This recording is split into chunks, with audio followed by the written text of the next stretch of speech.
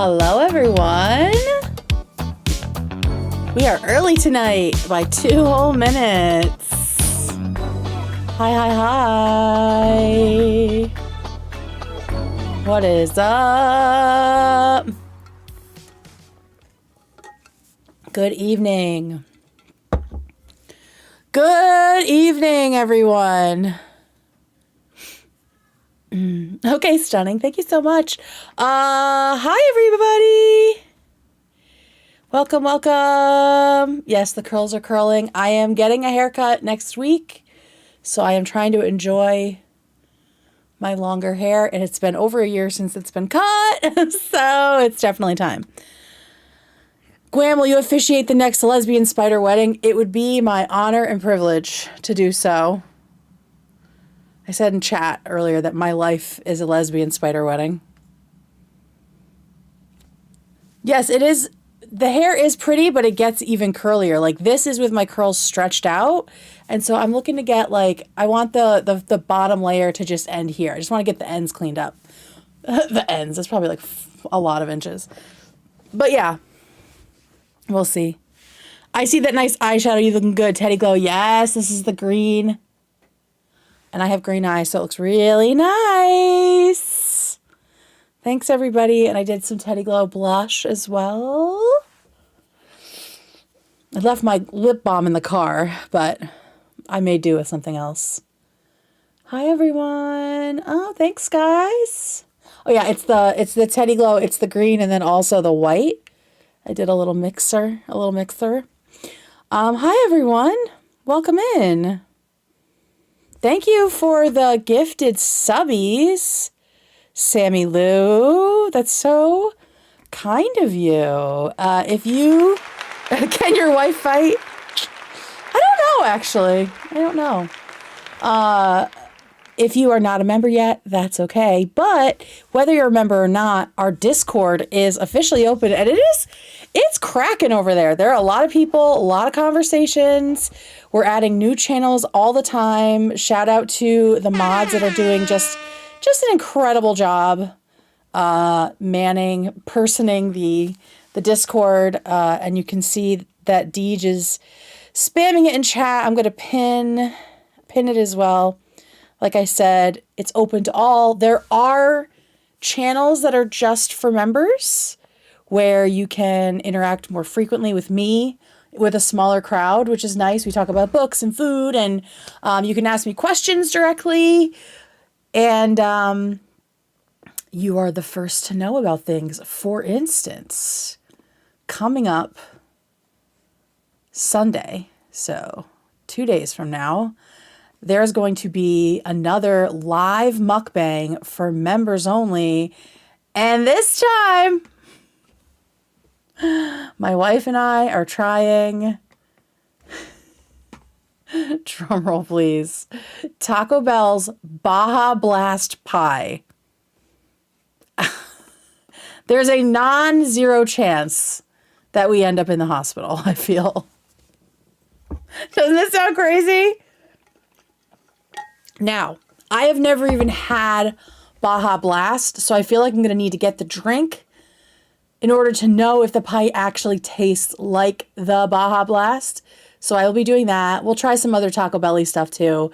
But this is going to be the main event. She went, I guess she got Taco Bell the other day at work, and she sent me a picture of this on the menu, and I was like, mukbang? She said, yeah, that's what I was thinking too. So we started with rocks and dirt, and now we have Baja Blast Pie. So is this a genius idea? Is this more along the lines of something that just because we can do it doesn't mean we should? We are going to find out on Sunday. And again, this is going to be members only. So make sure you check it out. Get in. It's only $2.99. You get all the perks of being a member. $2.99 a month. But if not, that's okay too. There's plenty of free content. The food from Hook. Oh my gosh. That shit lives rent free in my mind. The food from Hook is like my Roman Empire. I think about it all the time. Yeah, it's gonna be fun. We're gonna have a nice mukbang. Oh, okay. So we have some things to talk about tonight. We're gonna start with the H3 stuff because it was pretty short. Like today's episode was really big, small nut. Welcome. We're gonna talk about the show stuff first because it was a really upbeat, fun show. There wasn't a ton to dissect, right? It was just drama free, really nice for a Friday. So I just have a couple little timestamps to chat about. And then the bulk of the show is going to be, oh my gosh, and Big Small Nut did a bunch of gifties. Thank you so much. Then the rest of the show, I'm going to be responding to a video that Kaceytron made, responding to a video I made. It's very meta. I was very surprised that she did because I really was not even talking about her. But we'll get into it. And I will say now, this is not about talking shit. This is not about being mean or sending harassment, right? This is me clarifying things for her as she clarified things for me to some degree. So this is a conversation. So let's not be weird in the comments. Let's be kind right now. But during this segment, chat will be off. I see someone say, "Oh, I'll be being mean, but just in this chat." Please do not leave this chat with it during the actual segment. I am just going to turn chat off because I think it can just. We know how it can spiral, right? We know how it can spiral. So we're just going to be cool. But that doesn't mean I'm not going to be firm about what I feel. It's not intense, but one of the reasons I started making videos was I think that we need to bring the temperature of all of this down. Genuinely. Specifically because I know how harmful it is to Ethan and Hila and now their family and the crew, right? Like, I want everyone to simmer down.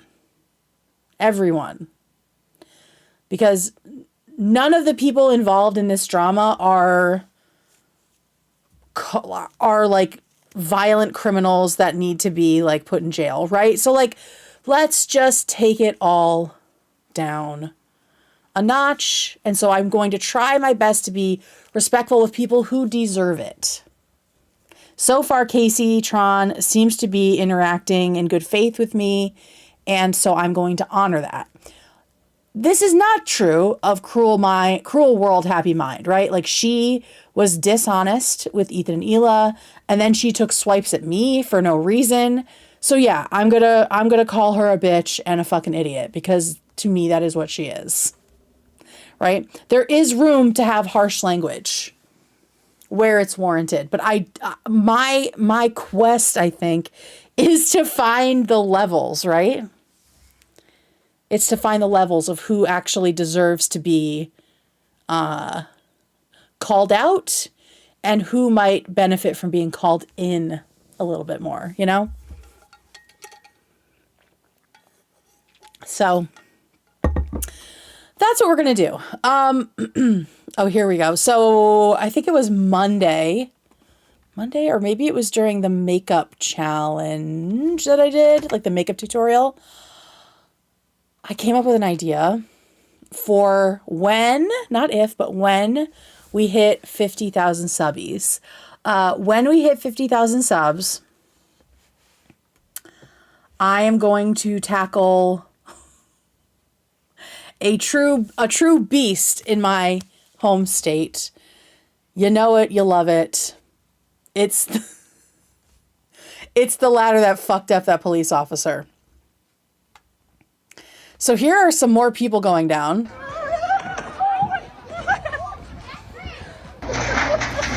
Here's the original, the cop slide.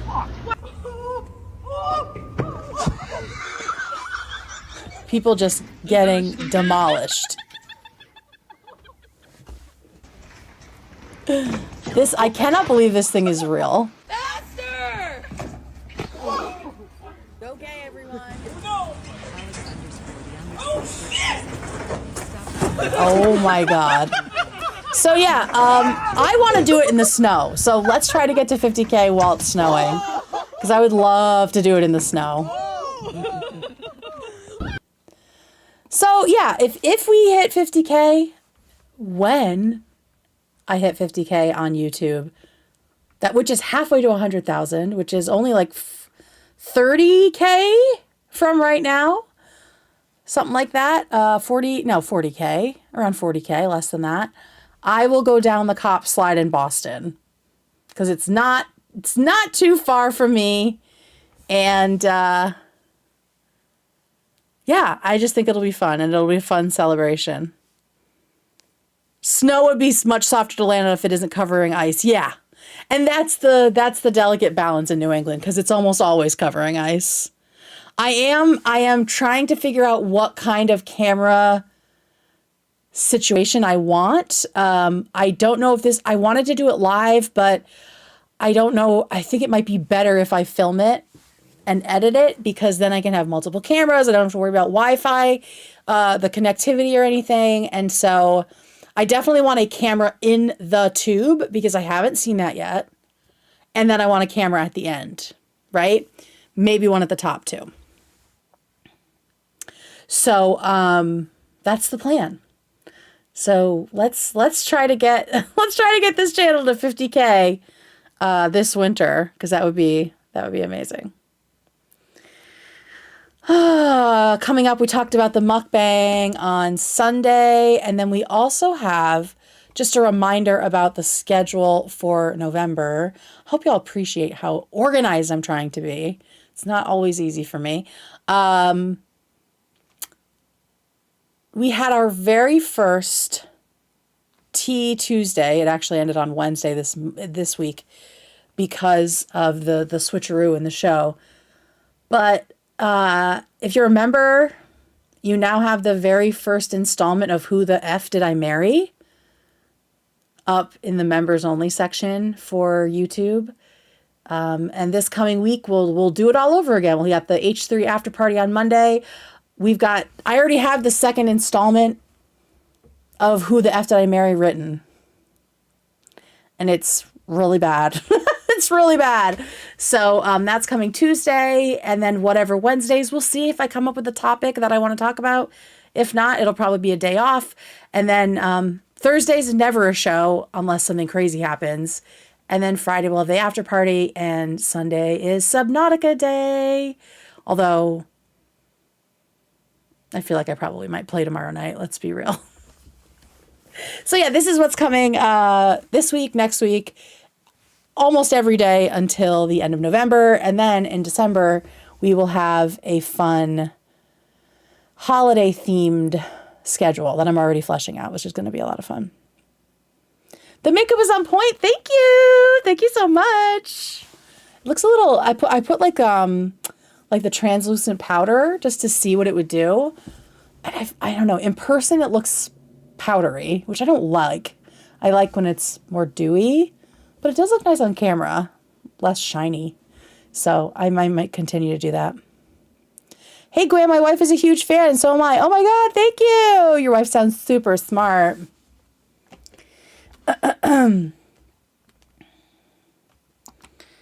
Do we want to talk about the lesbian tarantula wedding?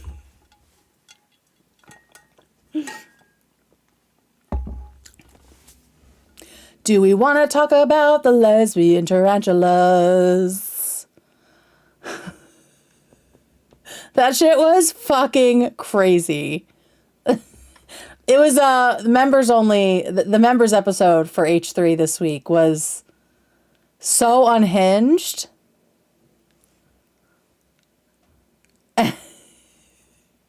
I loved it. I know that Ethan was kind of rattled about it because it was like an animal. But they were like taxidermied. They were long dead, right? And I don't know. It didn't bother me the way it would if it was like even a bird. You know, I guess I'm not that tied to insects. I'm so surprised Lena wasn't freaking out more. You could see that she was kind of like crying. But then she was like really proud of herself for doing it. So it just goes to show you, like, even if you have anxieties or a phobia, exposure can really help, and avoiding it can sometimes really make it worse. Some people said they're molts too. Oh, well, there you go. It was just a molted skin. Okay. Well, there you go.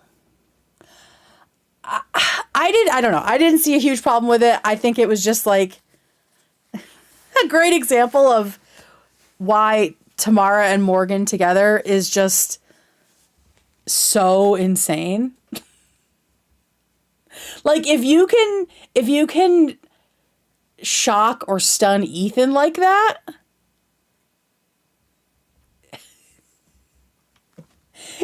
everyone was just like, what the fuck? Oh, the memes have been great. And yeah, like kind of crumbled, right? So it's like, it feels like it's real, but it also doesn't feel like it has much like integrity to it. So it doesn't make sense if it was molds. I just, listen, this show always takes risks, right? Like that's the point. And not everything lands. And it's fun when we get to see it on screen not landing, to me. And I've seen some people be like, oh, you know, Ethan shouldn't have said what he, like, shouldn't have said that it was messed up on camera. He should have just pretended everything was okay. I'm like, no. I like that I can pretty much tell Ethan is the same boss on camera as off. Like, I think people today, kids today, people in general are so conflict averse, so averse to conflict that every little bit of friction in a relationship feels like it's abusive. It's not the case, right? Like Ethan was within his right to be like, that is not okay. And they were in their right to say, I'm sorry, I thought it was okay, right? Like it was just a workplace discussion. We got to stop acting like all conflict is abuse. There's a whole book called Conflict is Not Abuse, right?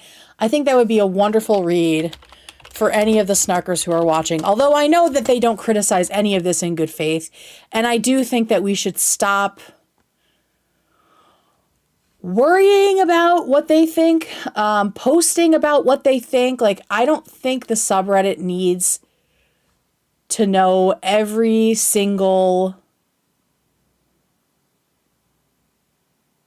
detail, right? That snark is inventing from what we're talking about. And I think it's become sort of a knee jerk that we've like internalized so much of the way that they translate things. I think that is a bad, I don't think that's a good thing for us. I don't think it's a good thing for the community. So like, let's scale that back. But anyway, this is the book, Conflict is Not Abuse.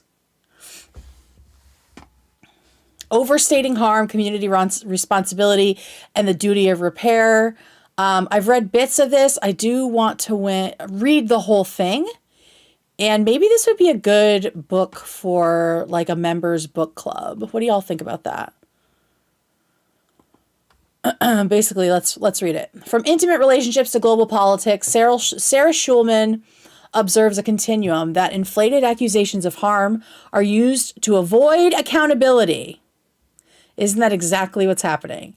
And, you know, like I see that so much with Taylor Lorenz calling everything misogyny so she doesn't have to, interface with it. Illuminating the difference between conflict and abuse, Schulman directly addresses our contemporary culture of scapegoating. This deep, brave, and bold work reveals how punishment replaces personal and collective self-criticism and shows why difference is so often used to justify cruelty and shunning. Rooting the problem of escalation in negative group relationships. Ooh, I can't wait to read this. Schulman illuminates the way in which cliques, communities, families, and religious, racial, and national groups bond through the refusal to change their self-concept. Right? Just doubling, tripling down. She illustrates how supremacy behavior and traumatized behavior. What have I said about the snark community? I think they are a group of very traumatized people. resemble each other. These supremacy behavior and traumatized behavior resemble each other through a shared inability to tolerate difference.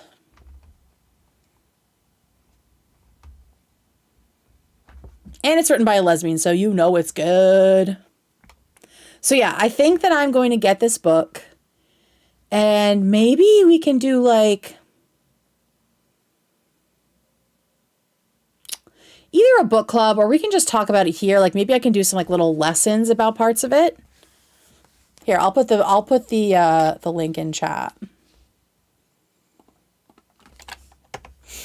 I want to add it to my stuff too, because I think that it is really important that we, and I'm going to talk about this when I talk about Kaceytron.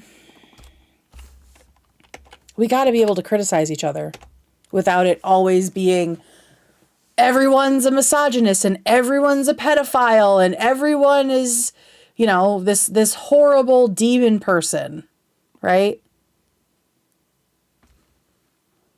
It's called Conflict is Not Abuse. So I'm going to get this and maybe I'll put together some little lessons or something that we can chat about. Hassan's audience is clearly accustomed to being abused, unfortunately. Well, and you know, it kind of does make sense, right? That they would gravitate towards someone abusive if they have a history of being abused, right? What is the opposite of misogynist? A misandrist? That's what I am.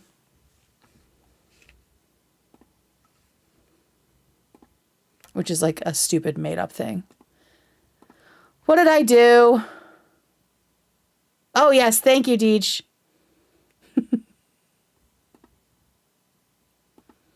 Oh, my God. Y'all, we came up with such a funny idea. You guys are going to love it. I can't tell you what it is, but we have an idea for, well, it's essentially the Discord Awards.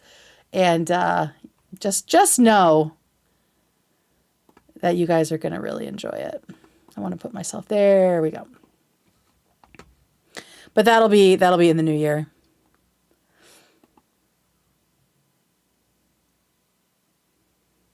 Shout out, Miss Andress. I consider myself a lesbian supremacist. That is a term that I use for myself a lot. So there it is. All right. So yeah, conflict is not abuse.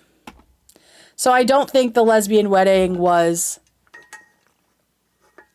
the end of the world. I think it was an underprepared segment that needed more time and needed more preparation, but it was something that, I mean, Morgan said she only found out that day that it was happening. So if you've ever actually been in a workplace, you know that stuff like this happens, right? It's just like the AB thing, right? Like if you've ever actually been in a workplace, you have had to have awkward conversations with your boss, your peers, right? So conflict is normal. It's a human thing. We're not always going to agree on everything. Is this the last? Yeah, one more little top of the show thing before we dive in. I wanted to share something that we know that the bad faith actors are never going to show, right? They're so obsessed with retweeting all of Ethan's stories when he's talking about Taylor Lorenz or Hassan. But here's one that flies in the face of everything that they say about Ethan and Hila. So this says Israel's president, who is Isaac Herzog, not Netanyahu. Netanyahu is the prime minister, right? I believe.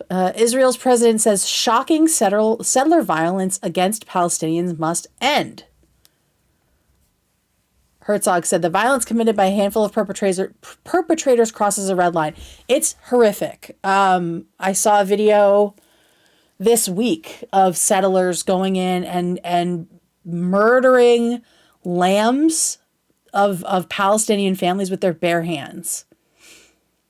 It's really, really, really horrible. And it's been horrible.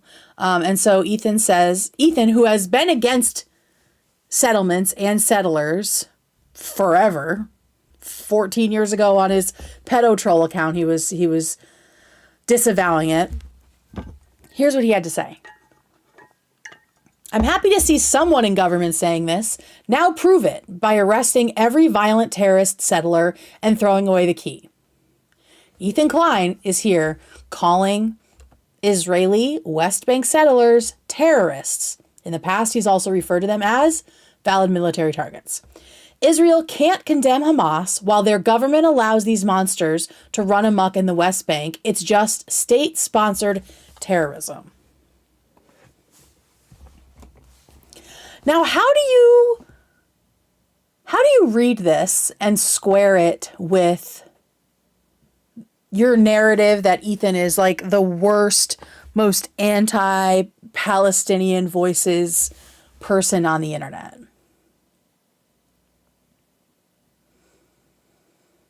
You don't. I'm sure that they're just going to ignore this or say that he doesn't mean it and he's lying and he's pandering, right? Because nothing they do is ever enough. And that was another thing. I'll show that now. I was going to save that for later, but this clip from the Chris Kunzler Cruel World Happy Mind interview, well, Ethan's reaction to it, goes exactly to this story, right? That he's not going to be believed. And then you have to wonder why. Why is he not believed? Why is him not saying this shit enough? So this was the one point of Ethan's reactions to that podcast or whatever the fuck that was, that call-in, that really stuck with me and I wanted to emphasize tonight. I don't think it needed a full watch through for me. I am like so sick of talking about this woman, but this point about the distrust of Jews and now blaming it on the fact that they might be Zionist no matter what they say is fucking anti-Semitic, right? Chris, she said last summer. She said she went to a Jewish wedding last summer, I believe. Chris, respectfully. I just remember kind of being a little bit like... He's complaining about his order didn't get delivered. Pro-Palestine beat? Like, what do you mean exactly by that?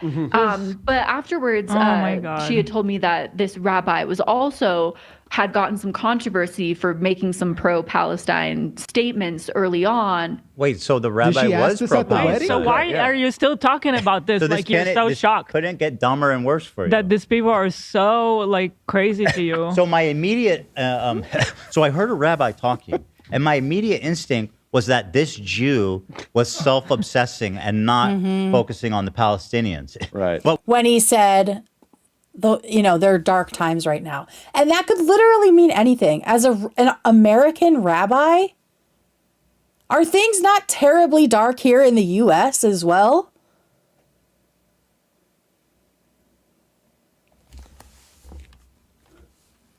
Like, to assume that in that moment, this rabbi was talking about October 7th and not A, what's happening here in the U.S., and B, the plight, the genocide of the Palestinians is anti-Semitic. You are making assumptions about someone based on their ethnicity and their religion. That is prejudice. That is bias. And in this case, it's anti-Semitism because it's about a Jewish person. But what I learned is he actually was focusing on the Palestinians, but he's still a Jew. Right. Also, did she ask this? Let's see where she goes. Yeah, let's see where she goes with this. Crazy business, eh? And so, but again, it was like it was hard to say because it was like, okay, again, that kind of line walking where it was like, okay, line walking. But what exactly? Yes. What does he really believe? Oh my God! You fucking to God. hell. Actually, you are such an evil, disgusting. That is like so stunning. And so is this freeze. But like, you were told what he believes. So why do you inherently not trust that that's true? Because he's Jewish. He's not Israeli. And he's not a Zionist. So why don't you trust him, Madison? How dare you go to your friend's wedding? I hope that. This is how easy it is to fall backwards into anti-Semitism when you're a fucking moron. Sit there anymore. Well, if she sees this, I can't imagine your friend ever wanting to know you after this. Yeah. You went to her fucking wedding and we're having psychotic thoughts about her rabbi trying to spread a positive message about how what did they say? A pro-Palestinian rabbi, by the way. Mm-hmm. And she's still. Yeah. What is it? She probably wore ear. But does he mean it? It's kind of like that's what they're doing to me. Does he mean it? He's got dual loyalty. You know what I mean? Yes. I suspect that he might. And she brought up the dual loyalty trope of anti-Semitism when she talked to Ethan and Hila. She just like dropped the word, right? And maybe that is something that her friend told her about.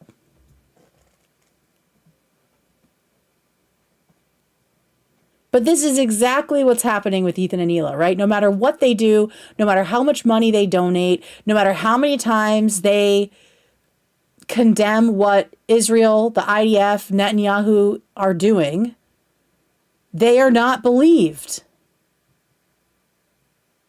So what is that really about? What is it about? Yeah. He's a double agent. Diorio says, did Ethan get to the part where she basically declared that Ethan has a Jewish cabal group chat? No.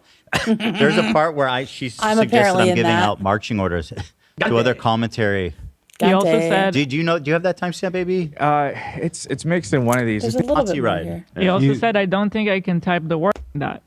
Spell, dude. Vile. Vile fucking person. Yeah. The words just are not there for me. Vile. This is going to follow you, Madison. Yeah. You don't realize. And that's the thing. How can you know a Jewish person well enough to be invited to their wedding, but you don't have, I don't know, like you don't have respect for their culture? How are you still that fucking prejudiced? I don't understand. Let's see if Ethan had anything else to say, but it was really about like does he mean it, right? How can we trust that? Anyway, again, maybe I'm giving her too. Oh fuck! I thought I don't think that anymore. She's just stupid. Me too. I thought, yeah. This time I don't think that anymore. She got literally snark-brained, and it keeps happening. I keep trying to tell people what it is, but nobody listens. No, but she actually like she got destroyed. She came on our show, but she's falling into the anti-Semitism so quickly and so willingly because it's just snark. She goes to snark. And she sees all them defending her with like insane talking points that nobody with a sane mind would ever repeat. And she's like, yes, yes, yes, yes, yes. Yeah. And she's just repeating all the shit she read on that Nazi forum. I mean, talking about being programmed, like, right? You're being programmed by these people. She's party. There's another part doing it because you care, clearly. For her, by the way. He was pro-Palestinian, but I didn't trust him. She was dipping her food in the water I first wonder to make sure why. it wasn't poison. Can you believe the bride had the microphone to say I do, and she didn't take that opportunity to say free Palestine? Yeah, every Jew has to constantly be saying it. True. Racist much, Zionist, brainwashed from birth much. Interesting messages, and so I kind of had spoken with her and was a little bit like, okay, what is how has this topic been for your family, just blatantly? So you at a wedding? Oh my God. So she's pretending under the guise of pretending. You think that's appropriate conversation? What is even worse, under the guise of pretending to care about what they're is going a problem. through, she's secretly probing to see if they're actually racist. She doesn't care about their experience. She's pretending so that she could probe. Right, because Jews don't tell the truth. You have to be sneaky about it, just like them, is essentially what she was doing. If someone did this at my wedding, yeah, dude. And then goes and tells a story about it. Out of here. And saying shit to the family of the bride? So If someone did this at stupid. an air wedding, I think they're a Fed. Like I would think. Yeah, trying to sniff around. Right. Yeah. Like this. Frame people as terrorists. Yeah. So if that's Fed post. And she was like, That's a good friend. Ethan has another great Time like point. this. Let me see if I can find it. Just give us a good. Guan, not a fan of the show. Do you think she Hanukkah guild one? Target? Got out. No Ramadan Where thing at is Walmart. it? Yeah, that's all I meant. If she comes aware of this and she. 7th, and She learned about the Spanish Inquisition from a fantasy book. Okay. Oh, the fucking Try, Spanish buddy. Inquisition. I want to try to find the last little bit because it was really good. I thought it was in the clip I pulled, but one second. The really anti-intellectual ones that are like un-Iraqi university is Jewish brainwashing. Oh, university, yeah.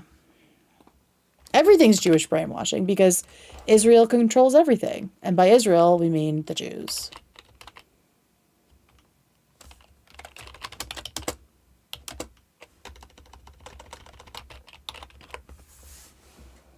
Let me see if I can find it really quickly.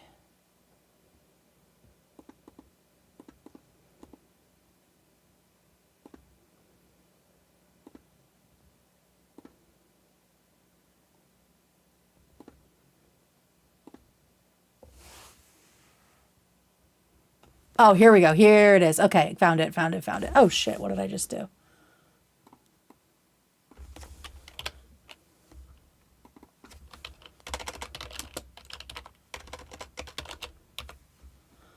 Here we go. Okay, I found it.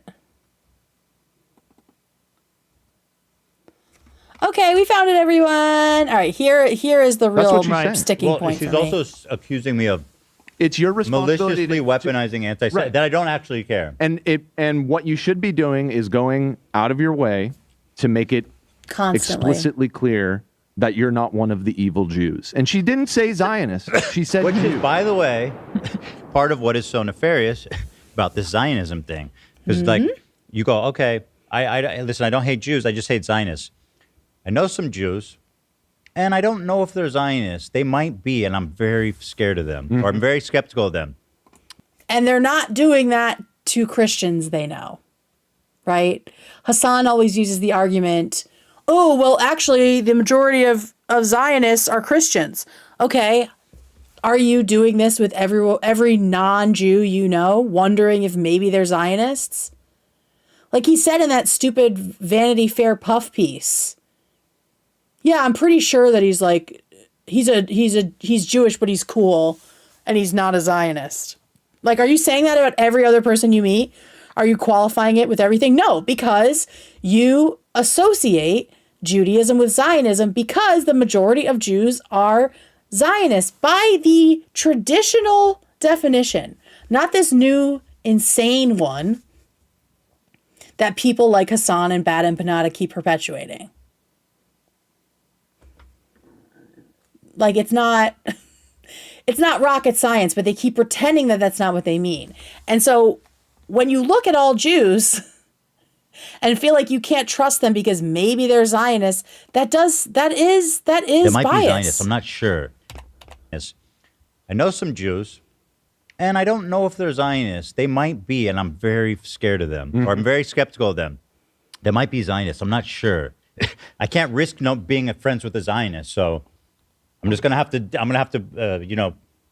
not hang out with them. It's like Right, because Jews are likely to lie about being Zionists, and then I will get caught being a Zionist. So it's the path of least resistance to just isolate myself from Jewish people right now. Not Zionists, but all Jews, because they could be a secret Zionist, and then the internet will have a gotcha on me, right? That's essentially what was happening with these makeup artists and the models and everyone like that. It's like every Jew. Yes, can there's be a many secret forms of Zionist. Zionism. We're all. Yeah. It's like every Jew could be a secret Zionist. Mm-hmm. We're all fucking sleeper cells. Duh. Sorry, can't. So that was the point that that really stuck with me. That it's gotten to the point where basically people are interacting with Jewish people right now as if being associated with them could make them look bad. And that's That's racism. That's anti-Semitism, right? It's so stupid. All right, so let's do some cute little show things after that. More serious conversation. But as a reminder, Ethan posted this to his story. What was it, yesterday? Yeah, yesterday. Condemning the West Bank settlers, the settlements, calling them terrorists even. Something you probably won't see Snark showing off or celebrating. But you think that they would be happy about an Israeli person with family in Israel talking about the West Bank in this way, condemning it very publicly as a very public Israeli-American figure. They should be happy about this, right? The way that they were happy when Trisha condemned what Israel was doing and gave her little donation that one time. But this is why, and it's a reminder for myself too, like this is why I think we need to detach from internalizing the Snark monologue, right? Like internalizing the Snark internal monologue of spinning everything and seeing how they're going to see it, right? It's a reminder for myself as well that it doesn't matter because they're just always going to do what they do, right? They're going to focus on the lesbian tarantula wedding, which was a nothing burger, instead of this. And when they do focus on this, they are going to do the mental gymnastics to somehow make it disingenuous, pandering, virtue signaling, whatever it is, right? It is never going to be good enough. And we don't need to really worry ourselves with it, you know? Because they're not good people. At this point, we know they're not good people. They're lying. They're willfully lying. They're willfully misunderstanding and misinterpreting everything. They are accusing people like me of being a pedophile. Like, what the fuck did I do? That's not, how is that? That's not leftist. That's just hate. That's just you're channeling your hatred into places that are right now socially acceptable. Like apparently accusing a gay person of being a pedophile. So, which is literally exactly what Republicans do to me all the time. So yeah, they're definitely not making any friends. And I'm a pretty hardcore leftist offline. But yeah, definitely not making any friends that way. Let's talk about the show. Like I said, it was just a nice Friday show. Great vibes all around. Definitely a rebound from the record scratch of yesterday. It was so nice to have Cosmo, Queen of Melrose, in studio doing the makeovers. It was so nice to see Hila getting some love right now, because she's been, first of all, she's worked so hard on this makeup line, and it's great. It's really high quality. You can tell how thoughtful it is. And to have all of that, to have people try to snatch that feeling of accomplishment and pride from her is just really gross. And so to have people in studio who aren't afraid to be there, aren't afraid to associate with them, don't consider them lepers, again, for nothing, for no reason, was just really refreshing. And so here is Cosmo telling what I thought was the best story of the day about why he had to stop, or why she had to stop taking Ozempic. This one cracked me the fuck up. I'm loving this. You know what? This eyeshadow is everything. Yes. See? Miss Bila, am I going to go home with a little makeup today, girl? Yes, you are. Yes! Oh, see? The gays, the makeup artists, they know. It feels like someone worked on it for a long time. The quality of it, the smoothness, it's not crumbly the way other like glittery makeups are, like shimmer palettes are. I can already tell it's not going to get like that cakey, dry, crumbly shit, you know? Okay, so so that was just the little piece that I was like, oh, they're being so nice to Hila. And the woman that was working on her was just so sweet, made her the Teddy Fresh or the Teddy Glow eyelashes. You know, it was like recapturing the joy of this moment. And I just loved that. So here's the best story in the world. Thank you, Cosmo. I'm glad you like it. That's so great. He's excited. She loves makeup. Once again, I didn't wear any today though. Is that true? Really? Or I don't know if No. that's unbelievable. It's natural. Wow, natural beauty. I can't tell if she's I telling lost the truth. 24 pounds. You guys didn't say how good the queen looks today. 24 pounds. Cosmo looks beautiful. It's been a while. You lost 24 pounds. How'd you do that? Step down. You're so hot. How'd you do it? Step down. What is that? Well, first they put me on Ozempic. I love And then I this had to shit. get rushed to the hospital. Really? Yeah. What happened with the? I was like, oh God, like there have been such serious side effects with Ozempic, so I thought maybe it was one of those. But no, girl, it was definitely self-inflicted. Bad. It was coming out of here and here. Oh.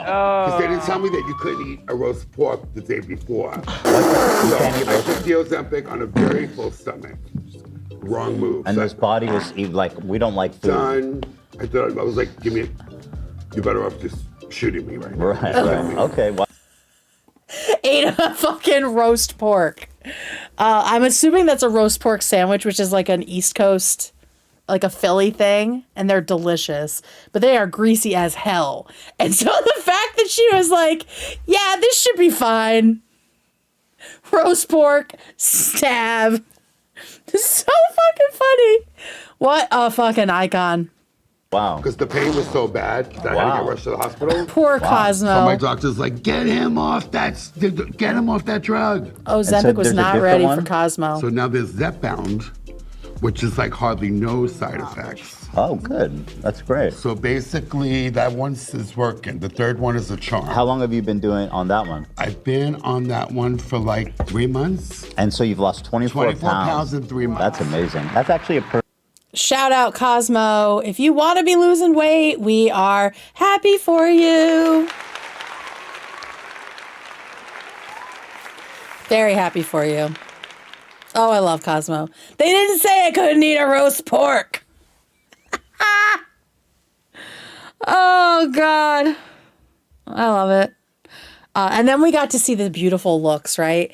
For me, Cosmo always takes it like one step further than I would, like one extra layer. But that's the magic of the Queen of Melrose, right? Like there were points in both of the looks where I would have stopped accessorizing, and she just kept going. So let's look at the looks. And I will say, as soon as I saw Hila, I was like, Ethan's gonna be so excited to see her. I knew he was gonna want to smooch her when he saw her come out. Because he has these moments, especially when she's in like high heels. Remember, he always like tries to like lick them as a joke. And I'm like, I love seeing someone who is still so attracted to their wife so many years later, you know? It's just so sweet. Let me get the timestamp here.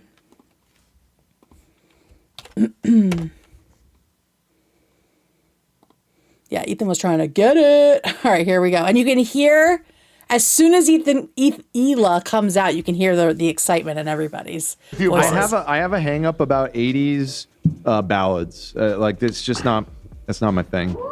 So not my thing. Oh, damn. Hila's back. So pretty. Incredible. See, like that right there, I'm like, okay, that's a great street look, right? Just that alone. And I was like, oh, maybe not the belt, but then, okay. But the belt gets added, and I didn't like the belt. But then the belt and the jacket I liked. Yeah, wow. Beautiful. Amazing. Yeah, I was like, oh, Ethan's going to die. Ethan's going to pass out. Beautiful. Amazing. I love this. Okay, wait a minute. There's more. Is that for Ethan or for me? So come over here, my love. The fucking We're treadmill gonna is so funny. snatch you, girl. Okay. My bi-ass was loving this. Yeah, they both look great. Is that the runway? That's hilarious. Wait, just stay there. Ooh, damn, Cosmo. Those are crazy. You just gotta watch a Beyonce. You gotta watch a Beyonce video every morning. Okay, it does. I mean, it does look beautiful. But you I look just like. good just I'm a fine. flowy girl. I like a flowy top. Oh, the hairspray was incredible. Cosmo, listen. When Cosmo started on Ethan's makeup, I was like, I don't know about this, but it ended up looking so good, right? You just got to stick with the process. That looks bad. Even low. That looks bad. 1.0. Yeah, she's very dark vampire slayer. She's like Faith. Do me a favor, put your head upside down. Here we go. Give me that hairspray. Get that hairspray. This is what we did in the 80s. I was gonna say Cosmo knows.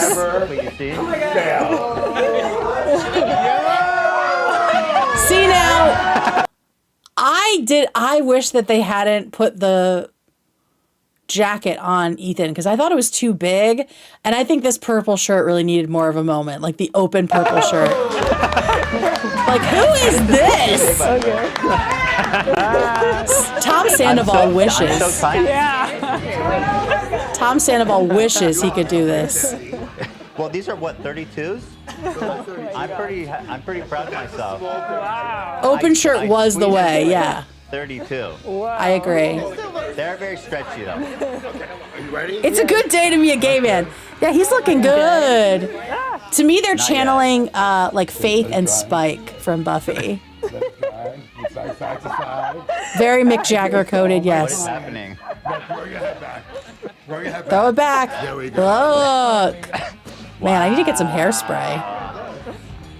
Yeah, Ethan's in love. Look at him. There you go. Look at him. Wow. Couldn't wait to get over there. Young blood. Give me some jewelry. I guess so. He's giving Tom Jones. This is young Jew. Young Jew. Old Jew, more like. Oh my God. You can get this dog to somebody home. I know I'm a little behind. I want to make sure I read this in case it doesn't pop up. But I just want to continue to thank you for giving a voice to those of us Jews who are afraid to speak. I owe you homemade matzo ball soup. I love matzo ball soup. If it's on a menu, I'm getting it. Thank you, Stephanie. It's not hard. It's not hard to just like have empathy for people, like real empathy.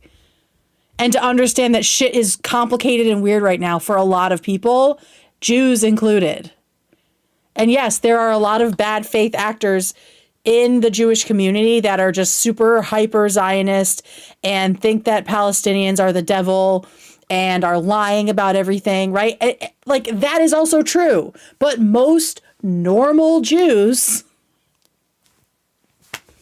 are scared and they don't really always know how to navigate this stuff. And I really, really do think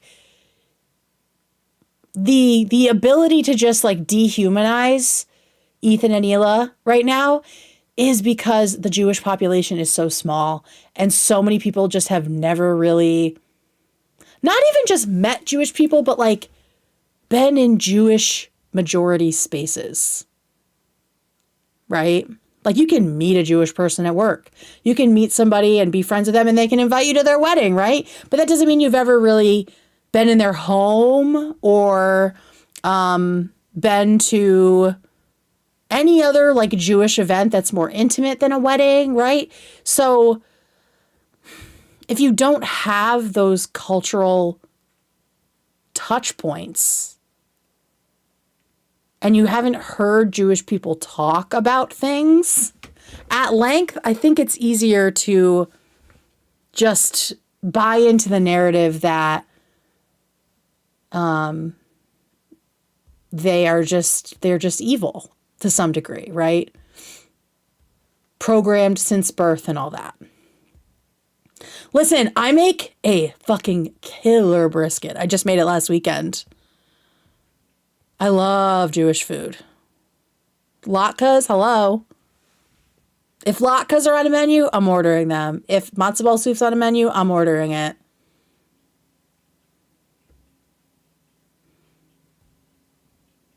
I think I put my recipe that I follow for brisket in the food channel on Discord for members. I don't understand how people can't just think this way. Me neither. I genuinely don't understand it. But I mean, I think I grew up, all of this Jew chat. I think the way I am very, very, very grateful all the time for the way that I grew up. I grew up in like a working class neighborhood that is now like super bougie, but wasn't when I was a kid. And our neighborhood had black families, white families, poor, very poor families, had Chinese immigrant families. And so just in my neighborhood alone, all of us kids were all playing together, going to each other's houses, right? Being disciplined by each other's parents, right? There was just so much integration, like real integration, that didn't feel like some weird, like moral, like it wasn't feeling forced, right? Of like, oh, we need to all learn to love each other. It was never that, right? And then when I went to Catholic school, it just happened to be like a very, very affordable private school, right? For a while. And then it got really expensive and we switched to public school because we didn't have that money. But even there, my best friends from kindergarten through 6th grade were a Black girl, a Filipina girl whose mom was an immigrant, and a girl with special needs, because there was a small classroom and we were all together, right? So I am thankful every day that I had those experiences of not just like knowing people who were different from me, but having the privilege of being in their spaces too at a young age and learning how different people see the world, right? Like my Black friend and I, we didn't even argue about it. She told me that Santa was black and I was like, okay, because I'd never seen Santa, right? So it's just, I wish a lot more people had the chance to just grow up in more diverse environments. Like my niece and nephew are mixed race. My sister's white and her husband's from Trinidad, and they get to go to this magnet school. And I am so, so grateful for that, because the town they live in is like all white. Like they would be like the only brown kids in the whole class. And I am so adamant that that I want them to stay in this multicultural environment. That's a huge reason that my wife and I are trying to move closer so we can help get them to school every day, because it's not the easiest thing. But I really deeply, deeply believe that I have been changed in the best ways by my upbringing. And then I went to a Jewish preschool. So I learned a little Hebrew. And then when I went to public school, several of my best friends and good friends were Jewish. And so I went to bar mitzvahs, bat mitzvahs, ended up going to a lot of Jewish weddings, and other events. And then just, again, being in Jewish people's homes.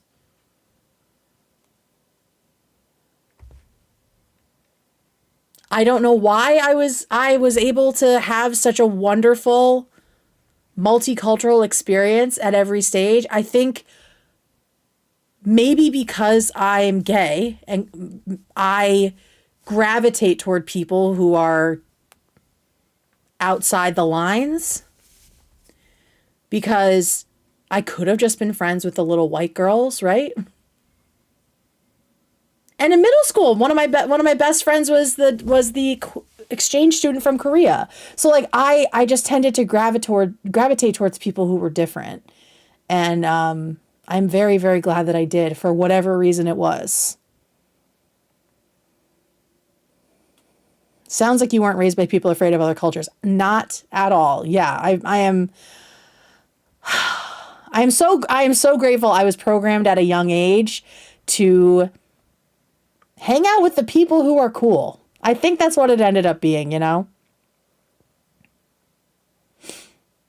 Like I still remember I was like I must have been like in 5th or 6th grade. And do you guys remember when Kings of Comedy was in the theaters? With like Cedric the Entertainer and Bernie Mac and D.L. Hughley and who was the 4th one? Oh, Steve Harvey. So that came out when I was like in 5th or 6th grade, and my friend's mom had to lie to the movie theater employee and say that I was their white adopted child to get me in to see it with them because it was rated R. And I was just like this one little white girl in a theater full of black people watching The Kings of Comedy, which was so fucking funny. And but I knew them all because I used to watch Comic View every weekend with Joy, my bestie. So I'm just so glad. I'm so grateful all the time that I was, you know, in spaces that a lot of people aren't privy to. So yeah, I think a lot of the ability to just write people off as being a monolith, right? Jews or Israelis or anybody, is you have the privilege of ignorance and just not knowing who they are. And it does make it easy, right? Clean and simple. Well, I don't want to risk it, so I just won't be friends with any Jews. But what are you missing out on, you know? A lot. Anyway, I'll get off my little soapbox here. Bernie Mac, rest in peace. He was so funny. D.L. Hughley was always my favorite. I loved all of his stand-ups on Comic View. But yeah, we used to watch that all the time. Like I saw a bootleg copy of High School High. That's first of all, I watched High School High, and second of all, it was bootleg. Like you could see people getting up and leaving the theater. Like I don't think a lot of like middle class white kids get that kind of experience.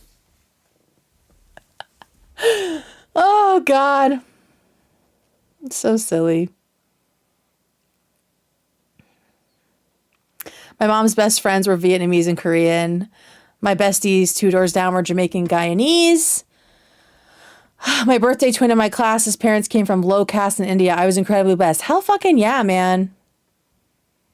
I mean, so many people would be better off. That soundtrack was popping. Oh my God.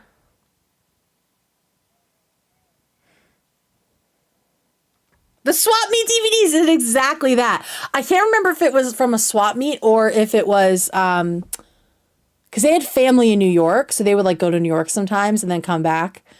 And yeah, we also watched Candyman, and I feel like Candyman might have been bootleg as well. But that's like deep black horror movie, you know, like that's not something that like people in my public school were even knew was a movie at the time. Yeah, Candyman. I was so scared I threw up from that movie. Oh God. Grateful all the time. Grateful all the time. I had such a good time growing up. Candyman was so scary. We used to have bootleg people who sold DVDs at the bar and bootleg meat and deodorant. Bootleg meat? What the fuck? Candyman was so scary. It was so bloody, I remember. I think that's why I barfed. Yeah, it's the movie with the bees. I think that's why I threw up. There was a scene of like, it was like a baby's room that was covered in blood, or there was like a Rottweiler's head.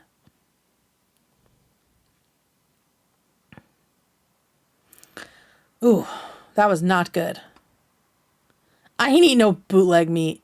I don't know how you bootleg meat. Unless it's like human. Okay. Anyway. So we had that little kissy from Ethan and Hila. which I knew was going to happen. I was like, he's going to come out here and want to give this girlie a smooch. Let's watch it again. Jewelry. I guess so. He's giving Tom Jones. This is young Jew. Like he keeps looking at her. Old Jew, more like. He's like, get in here. Cold blood. Oh, he loves her. That's so sweet. And then he kissed her again when they did their little picture. May all of you find love like this. See, I thought the jacket was too big. I liked the purple shirt. I think the purple shirt would have done it. But I don't hate how extra he went with Hila. I think she can carry it more than Ethan can with Peace and Love. I think the purple shirt and all the necklaces was the right way. Give me that hat. But all I see is Tom Sandoval, only better. You know? So 80s. They're going to a Motley Crue concert. Right now. There we go. Right now. Done. Too busy. Yeah, I think it was too much. That Hanson's so hot right now. Oh, see, he's trying to get one. So cute. That's what happens at the Glam Squad. Yay! Dreams come true. For 30 years now. 30 years. Have any of y'all been to the Glam Squad? Like, been to the store? I want to go in there. I need Hila to step on me. Oh my God.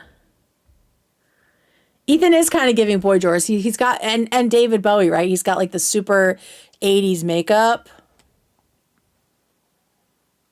Purple shirt was better alone. I agree. I also loved Hila on the treadmill. They were just like trying to gas her up, and she's still so shy. It's so sweet. You're so tall in those. Oh, you're stepping on your, yeah, careful. Oh, don't step. It's so drag. I love it. I was almost a disaster. It happened again. He was so worried about her tripping on the treadmill. It was so cute. Hold on, Hila, don't move. It's okay. Don't move. Don't move. Don't trip. You know what? Let me just No, you tie can't these see it. strings. No, you don't. That's not what you're stepping. Oh, you're talking about the shirt. I see. All right, let me see. I'll skip ahead to her getting on the treadmill. Get on the treadmill, girly pop. Okay, here we go. Okay, thank you.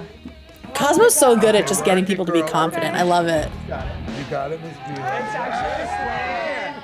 It's actually. Yes, the wind.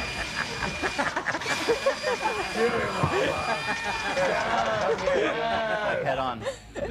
All right. Yeah. Thank you. So sweet. Oh my God, this is so good. Almost blew her extensions clean out. Hang on. I used to go to a bar where I would step on dudes with my heels. They would also pour wax on you if you wanted. Holy shit. I always said that I would, if I were to be an SW, my thing would be kicking men in the balls. Because that's a win-win. I show up, you pay me a bunch of money, I insult you, I kick you in the balls, and I leave. I just want to be a ball crusher. Hold on, extensions. Hold on. Hey, hold on. You're about to fall off. One more. Yeah. Does she got it? Did she still got it? She's got it. Yes, bitch. Oh my gosh. She's just such a pure soul. How can you, like... I feel like the show attracts pure souls now, right? Pure souls like Gabe and Queen of Melrose and Harley, like these good dad, just these really good people that are just good all the way down and who are really honest about who they are. And I don't know, how do you hate on a show like that? The ball kicking? What's it called? What's the real name for it? good thing we managed to get rid of Steiny. Absolutely. I mean, Steiny never really fit, right? He's not like a friend of the show. Oh, Tom Ward as well. Like, Tom Ward is who he is.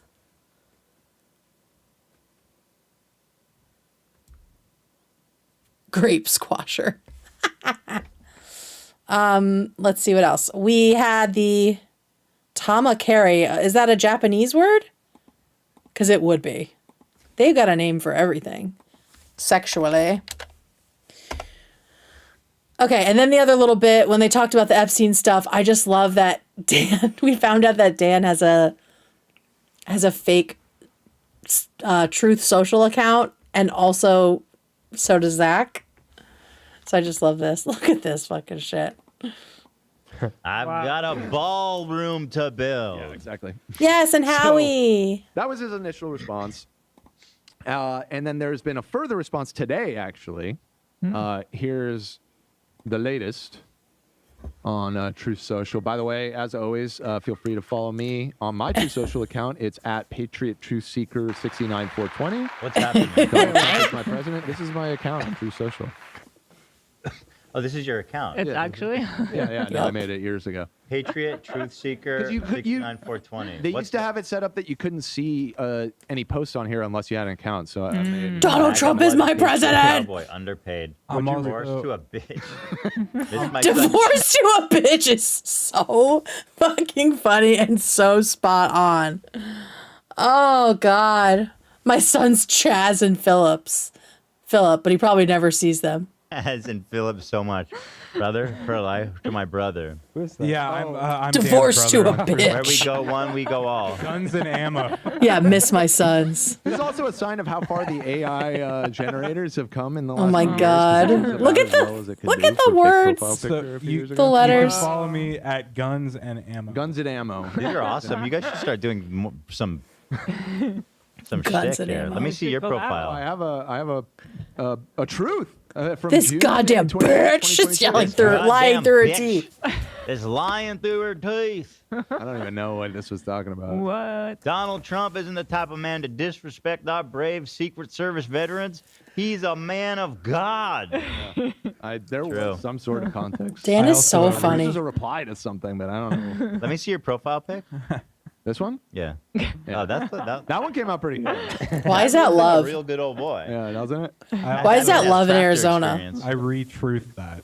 I follow Kid Rock. Zach retruthed it. Banned ads.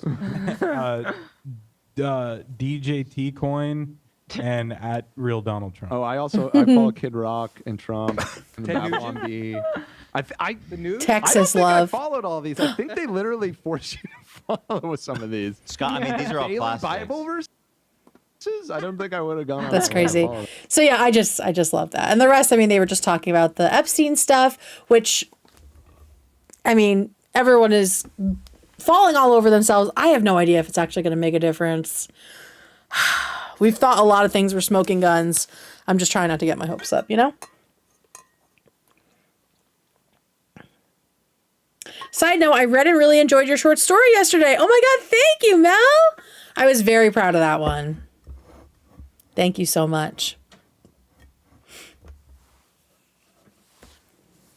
Oh, and also, how did you not know that Bill Clinton was called Bubba? Like, literally everyone called him that. That I couldn't believe. I was like, am I really that old? I also can't believe they only wrote one article about it or referred to him only one place. You know? That was interesting. I don't know. Everyone around me called him Bubba. Dude, Bill definitely got that BJ from Trump. Yeah, it like 75% of you said that you thought he got that BJ when I ran the poll at the top of this stream. I mean, to me, it's probably just a joke. A joke email, because I cannot see that happening. I am not wearing a TTPD bracelet. I am wearing a silk scrunchie. Is this what they look like? Shout out Taylor, though. I can't wait for the docuseries to come out. I think we should try to do some kind of like a little watch party on Discord for that. Have you seen the pic of Trump grabbing Bubba's crotch? I just don't understand the situation in which the two of them would be having sex with each other. I mean, maybe if there was like other women involved. Bill Clinton seems like hyper straight. Like can't control himself straight.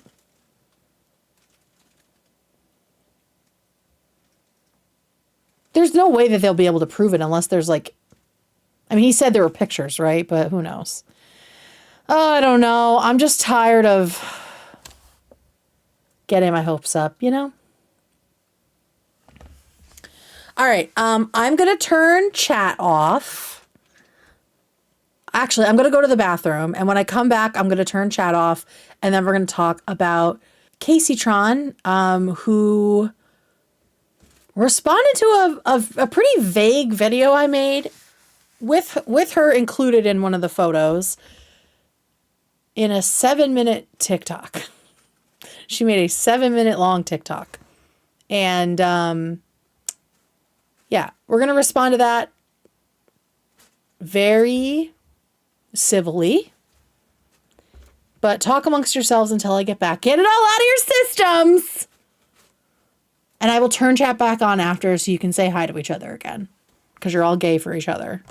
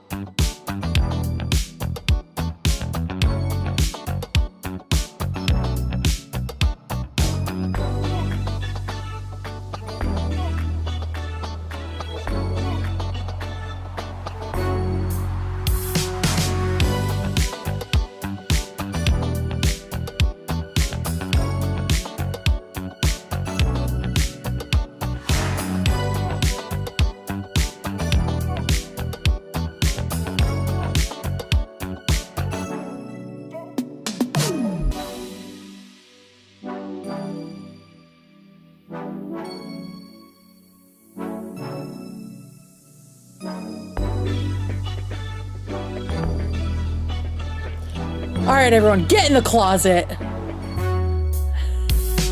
Turning off chat. The reason I'm turning off chat, if you didn't hear me at the top, is I just don't want.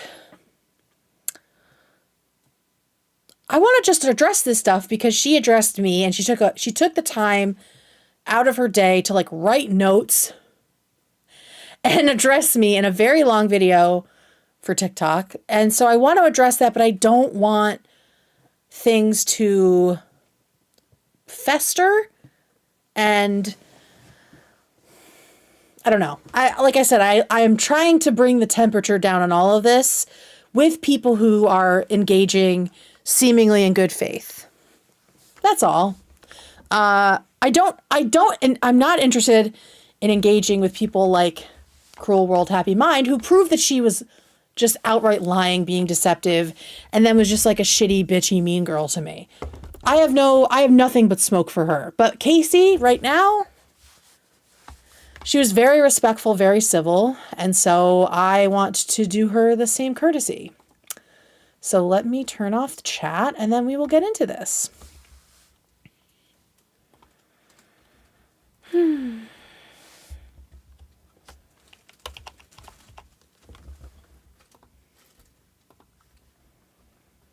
Where? All right, I gotta go all the way back, don't I?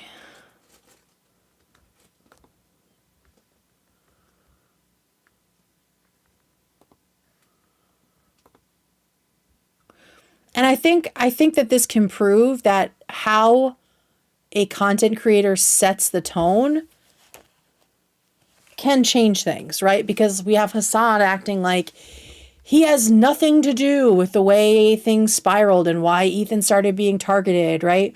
Like you, and then an Ian and Anissa, why did we have to say something? Like, let's try some fucking leadership when you have an audience. You know? That's how I feel about it anyway. Okay.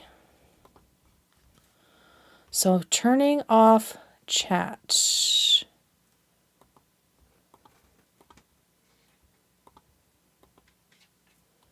I think that's how I do it. Let's try.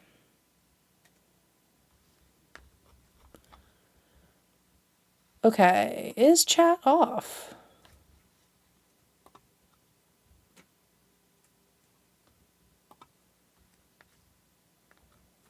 Feels like it is, right? It got very quiet.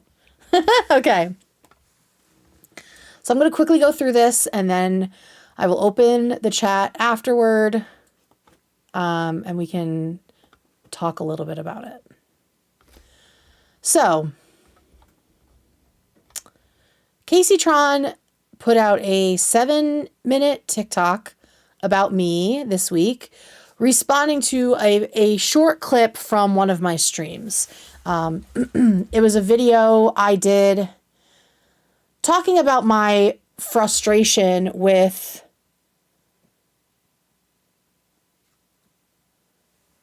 the women who happen to surround Hassan right now and the way that they are conducting themselves.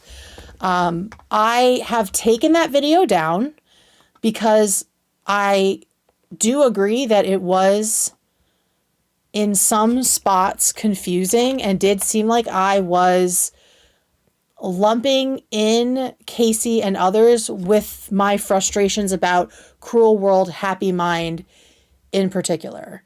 So the video is down, but basically what I was saying in the video was I don't understand why so many women are lining up to throw themselves on the grenades for Hassan. It feels unfeminist. It feels like internalized misogyny. And, they're complaining about Ethan targeting women, but I wish there were more men who were acting as stupidly as this that he would also sue, but it just happens to be women and I don't understand it, right? That was the thrust of it. But she kind of goes into it like piece by piece, and so we'll be able to look at that. So, like I said, turn the chat off because things, in my opinion, are just so overcharged right now that I don't want to add to that, but I do want to engage in constructive feedback. Right? Like, I'm interested in taking the temperature down where it deserves to come down. Not against people like Madison who are being, conniving and shit. But like I said, Casey decided to engage in a very civil way. And she's also facing a lot of harassment and apparently has faced a lot of harassment for like years and years and years. So she tweeted this yesterday. It says, the constant harassment, doxing threats, and hateful comments from people trying to get me to kill myself can be overwhelming at times. I'm going to give a more personal statement soon on how this Ethan Klein lawsuit has affected me. I feel very isolated and alone right now. So I don't want to add to anyone feeling isolated and alone. That's not something I want to do. Here, I do kind of take umbrage with saying that all of this really horrible stuff is coming from our audience. I I don't think that that's true.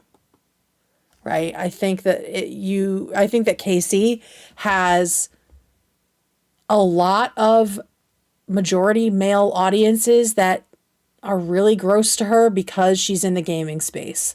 And I think that they have hopped on this gleefully, right? This, in my opinion, this misstep by her, have hopped on this and been really disgusting and scary to her. I don't want us being like that, and I don't want to be like that personally. So it is not my intention to disrespect Casey. Just like I don't think Ethan is an imminent threat to like geopolitics, right? And shouldn't be treated the way he's treated, with the constant harassment, hateful comments, trying to get him to kill himself, the same things that, you know, that Casey's experiencing. I don't think Casey is any kind of imminent threat. I don't see her as someone who is like inherently dangerous. She did something that I believe is inappropriate, right?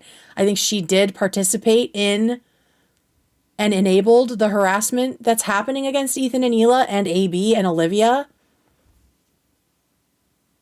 But to some degree, the legal system is dealing with that. And the rest is hopefully going to die down as the legal stuff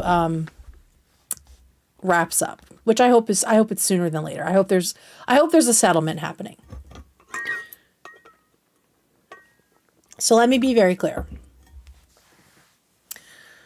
I did not ever intend to focus on Kaceytron in a video. Like, I have no interest in it, especially because she's in litigation right now, and that shit is very stressful.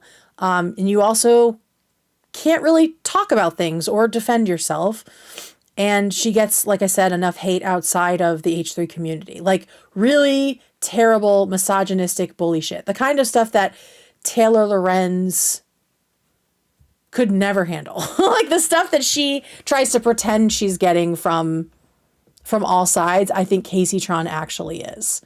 I was never going to pick her apart. I think that that's happening enough. And she was in, I didn't even like say her name in the stream. I don't think I did. Maybe once, just to like name the women that I was frustrated with. But I did include her in the image that was in that 1 minute video, because while I was mainly talking about Cruel World, Happy Mind, I did want to talk about the ecosystem of leftist women who kind of, you know, stuck their necks out and got themselves in hot water by getting into this whole Ethan and Hassan thing. So I didn't want to do it, but now she has made this like 7 minute long TikTok. So I feel the need to walk through it and address her points. I took notes. She took notes. She is like reading from her notes, which is a good thing. Like, I think we need to stop acting like people are being like performative or calculated or cheating in some way if they take notes. Like, that is a good thing. Thank you, Casey, for organizing your thoughts, right? I have also organized mine. I have watched it in good faith. And in my notes, there are concessions, right? Like, I have taken down the video. And I will talk about why I did that. There's also some corrections and clarifications and some pushback, right? Like, there are things that I think that you maybe aren't fully taking accountability for, in my opinion, of course. And you don't have to care about anything I have to say.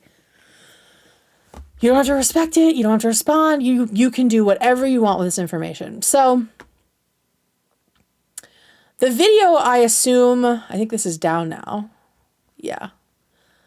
So I sent her a video, or I didn't send her a video. She saw a video. I imagine she saw it because Ethan shared it, and it went pretty viral from that, specifically within the snark adjacent community. So here is Kaceytron. addressing that 1 minute clip in which she was pictured but was not called out by name, as far as I remember. So let's just start. I'm just going to play it, and I have, bullet points as we walk through, and hopefully we can get through this quickly and you can have my answers. Let's make sure this is all the way up. Okay. See, I am one of the women being sued by Ethan Klein. I wanted to respond to some claims being made about me by Girl with a Microphone. I feel like a lot of people are doing a lot.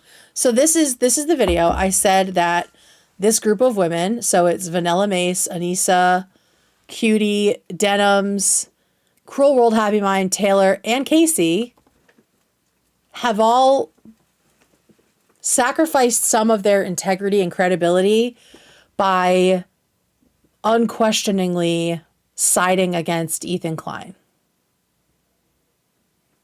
and participating in the hate and harassment campaign, and that they look like puppets.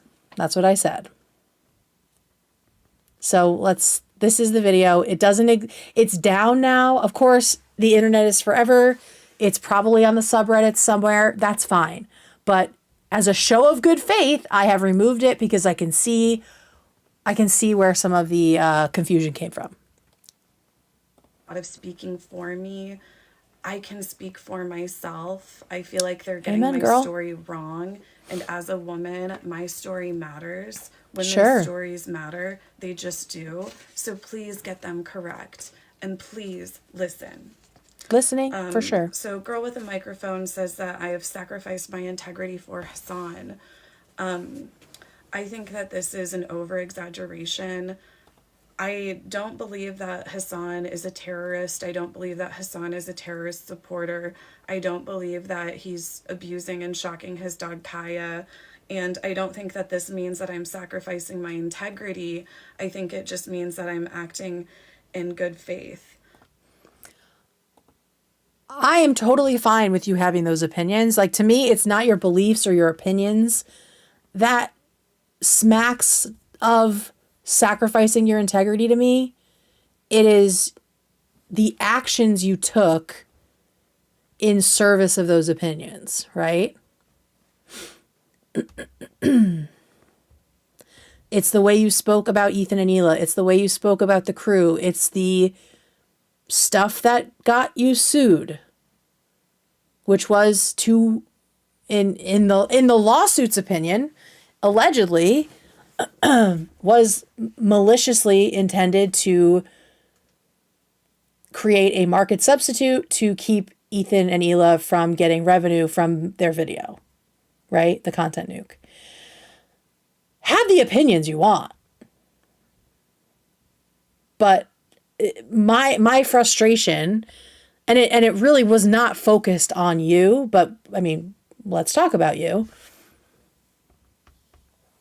is the lengths to which you defended Hassan to the point that you put yourself in jeopardy. I genuinely don't understand. I still don't understand why you or anyone else did that. Don't understand it. I am complete. And again, I know that you're not going to be able to talk about a lot of this stuff because of the lawsuit, right? Like, but unfortunately, my problems with the stuff that's happened is connected to the lawsuit, specifically with you, Casey. Like, I do not think that Hassan made you.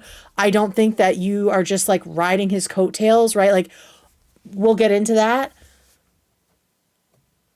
But my issue is, why would you put yourself in the position to get sued in order to protect Hassan, to continue to enable and participate in the hate and harassment of another creator, multiple creators, two of whom are women, right? Olivia and Hila were harassed as well. That's the part I don't understand. And I'm sorry that some of this you will not be able to respond to, and I don't think you should respond to it because a lot of it's going to be related to the lawsuit. Because that's where I have an issue with you. All right, let's keep going. Capable of criticizing Hassan for the things that I think deserve criticism. Like, I do think that Hassan is a misogynist, to be clear. We love that. Thank you, girly. Yes. A+ for that, for sure. But why? I don't understand why you cape for somebody who you know is a misogynist to any degree. Like, do you respect him for his politics, even though he's a misogynist? Like, do you go to him for your news? Like, why would you go to a misogynist for any of that? That I just don't understand, right? Especially because on the left, you know, there's all these like purity tests and you're supposed to be like morally, unimpeachable. But to say, I know that Hassan is a misogynist, but then I still respect him and will defend him against other creators, that feels like that's confusing to me still. However, I think that about a lot of men, so I don't know, take Same. it with a grain of salt. Most. But yeah, I'm not some sort of Hassan sycophant.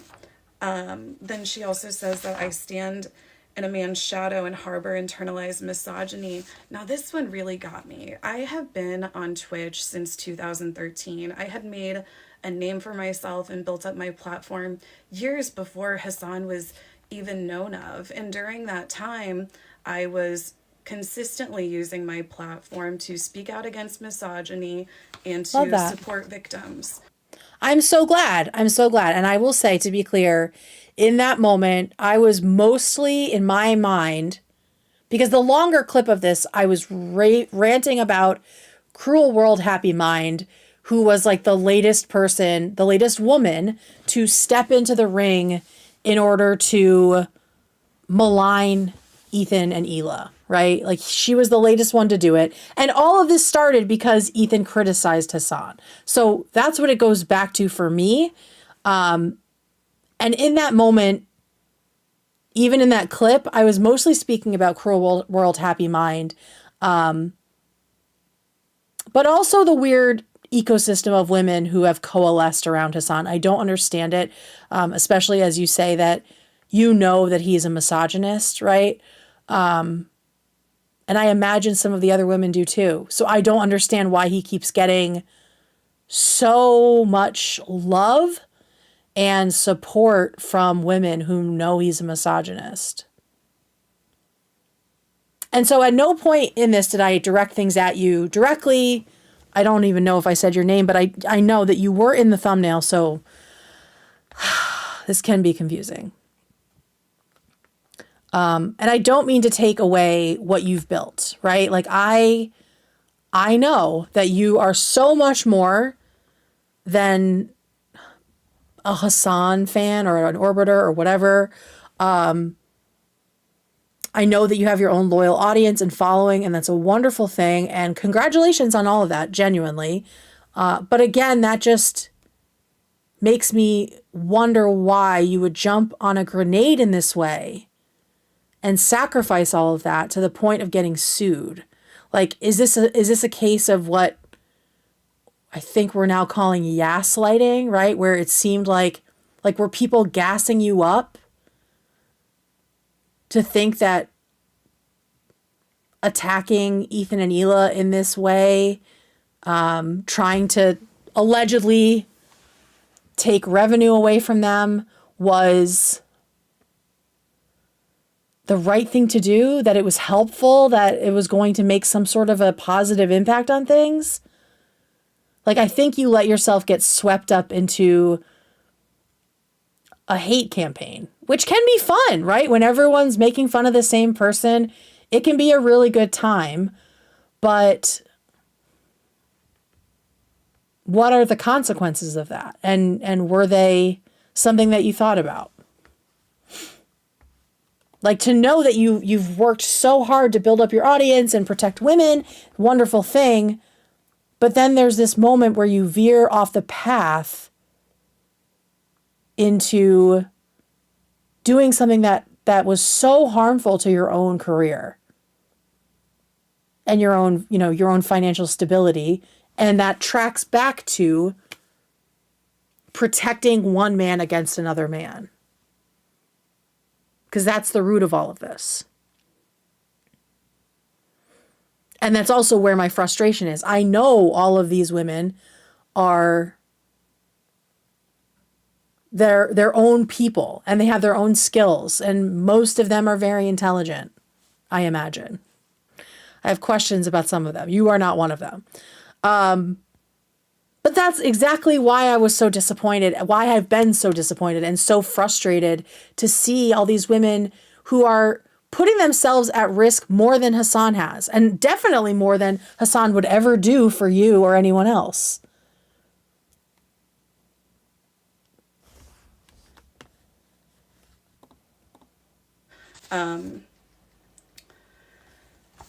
So yeah, this claim that I stand in Hassan's shadow, whenever little of my content really has anything to do with Hassan, I don't even really do political commentary. I like to just goof around and have fun, though I do think it's important to be clear with your politics. I don't believe in apolitical streamers. I think it's important to let your viewers know where you stand, as I do.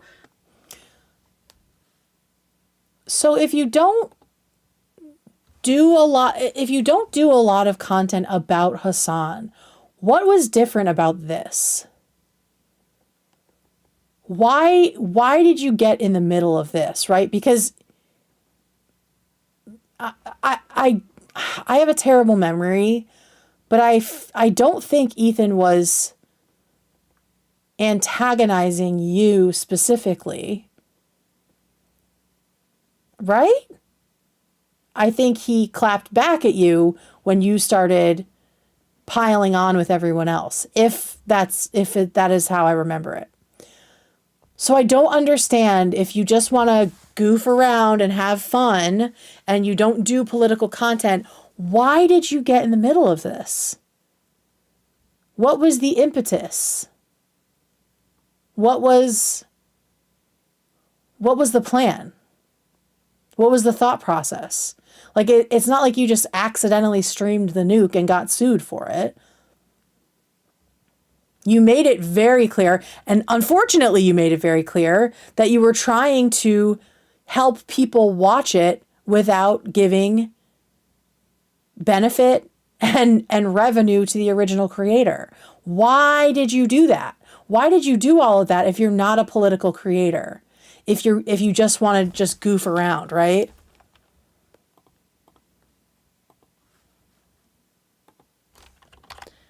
And is this you, like, just goofing around? Fucking hell. Then Klein, blast you to fucking hell. No, like, what the fuck? Oh, this no good motherfucker and his ugly ass wife. Fucking cunt. God. No. So is this, is calling a woman ugly and calling her the C word, things that I'm sure these other like gamer harassers call you all the time. Why did you do that? Like, why did you get in the middle of this? And why in the middle of it did you target other women?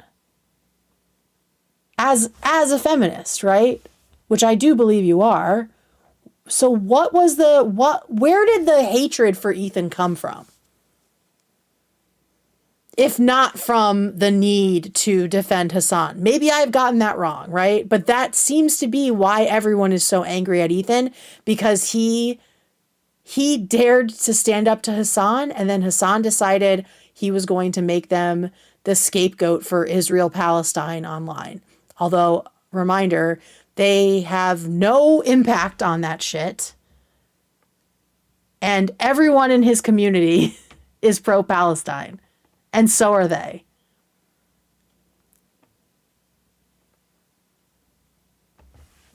And even your apology about this was less than, I would say less than perfect, right? Maybe there was another one, but this is the one that I was able to find. She hates me so much. She goes on for more. No, like I did say, like I apologize for saying that he was ugly. Like she is a pretty woman. Like I said, I don't agree with her fashion choices, but maybe it's like, I don't know, like maybe it's not for me to get. But Very, very cruel world, happy mind coded right there, right? I do.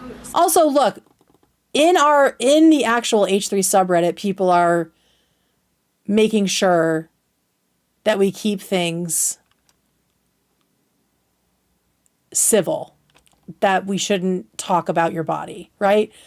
And I love that. And that's why I don't fully believe that the hate you're getting right now is from the H3 community. I think it probably is in relation to you being sued by Ethan, but I think it's just a lot of other bad actors who are gleefully jumping on the opportunity to renew their harassment campaign against you, and it's not good.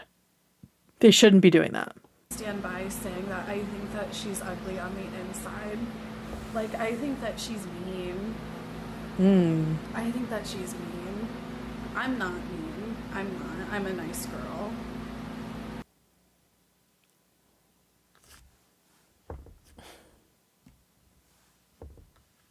So yeah, I feel like it's disingenuous to portray yourself as like this neutral third party who just happens to be caught in the middle, who just like stumbled into a lawsuit when you went out of your way to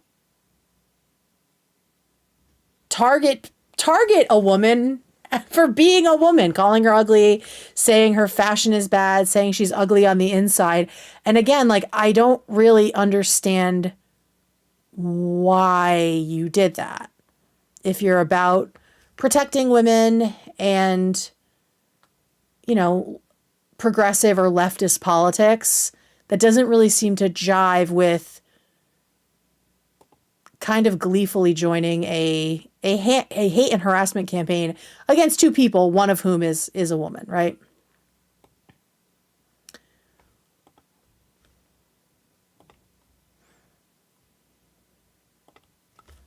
Let's get back to this. So yeah, this claim that I stand in Hassan's shadow whenever little of my content really has anything to do with Hassan, I don't even bitter. She then goes to say that I've lied about financial. Okay, this is our close and creator that shares like apolitical streamers. I think it's important to let your viewers know where you stand, as I do. But yeah, I'm not some political commentator that shares like audience with Hassan. I don't even think that I'm really like that close in proximity to him, let alone an orbiter. Then why did you get involved, girl? Why did you do any of this? You invented skin in the game. Like there were no stakes. There was no directive, at least internally, for you to make statements, get involved, start making fun of people, start offering market substitutes for content that Ethan made. None of that was required of you. And if you're not close to Hassan, why do you hate Ethan Klein so much? Like, what did he do to you? That you would sacrifice your credibility in order to malign him. That's the frustration I have, is I'm not understanding people's motivations outside of this like deeply entrenched campism where it's us versus them and we all have to just ride on into this same war together. And weirdly, that war is always, pointed out by Hassan, right? It's always going after the people that he decides to hate, right? He was friends with Destiny. Now he hates them. Everyone attacks Destiny. Wait, hang on. We need this. Is this not showing up? Oh, here we go. By the way, I've never watched Destiny. I don't care about Destiny. Destiny is not paying me to say this. Okay? I referenced him because of Hassan. Ethan Klein is also not paying me to say this. I just have this on the back burner just in case. It's very smart, I think. So anyway, it's all like the shifting sands on which Hassan builds relationships seems to be governing a lot of the ways that a group of women online are conducting themselves. Everyone hates Destiny now when Hassan and Destiny were best friends. Now everyone hates Ethan after he has a falling out with Hassan. And I'm not saying that Destiny does not absolutely deserve the hate, but he should have been getting it before.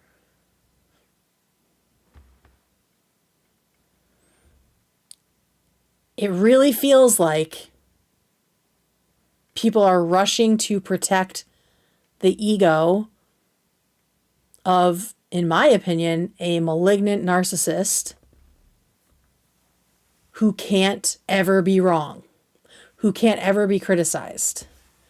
And it feels to me like the women I spoke about being frustrated with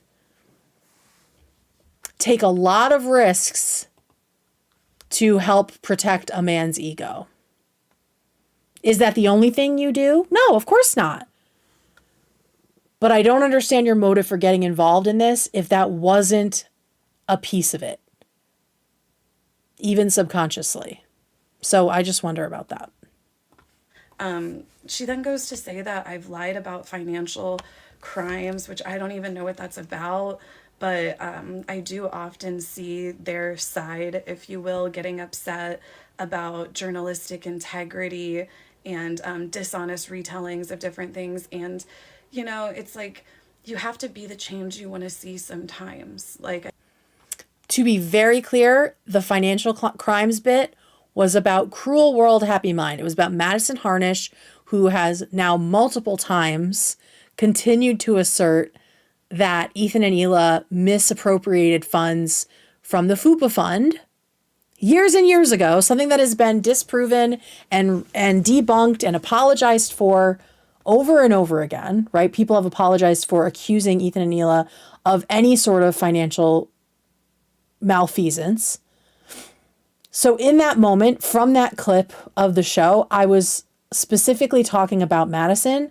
This is the reason I took the video down, because I can see why it was confusing. That I said you, and you thought, and probably others thought that I meant all of the women. But no, I was talking to Madison, and I should have clipped that little bit out. But yeah, so I mean, there's nothing here. That is a complete retraction, concession on my side. So you don't have to worry about that. I was definitely not accusing you specifically of any sort of financial crimes, for sure.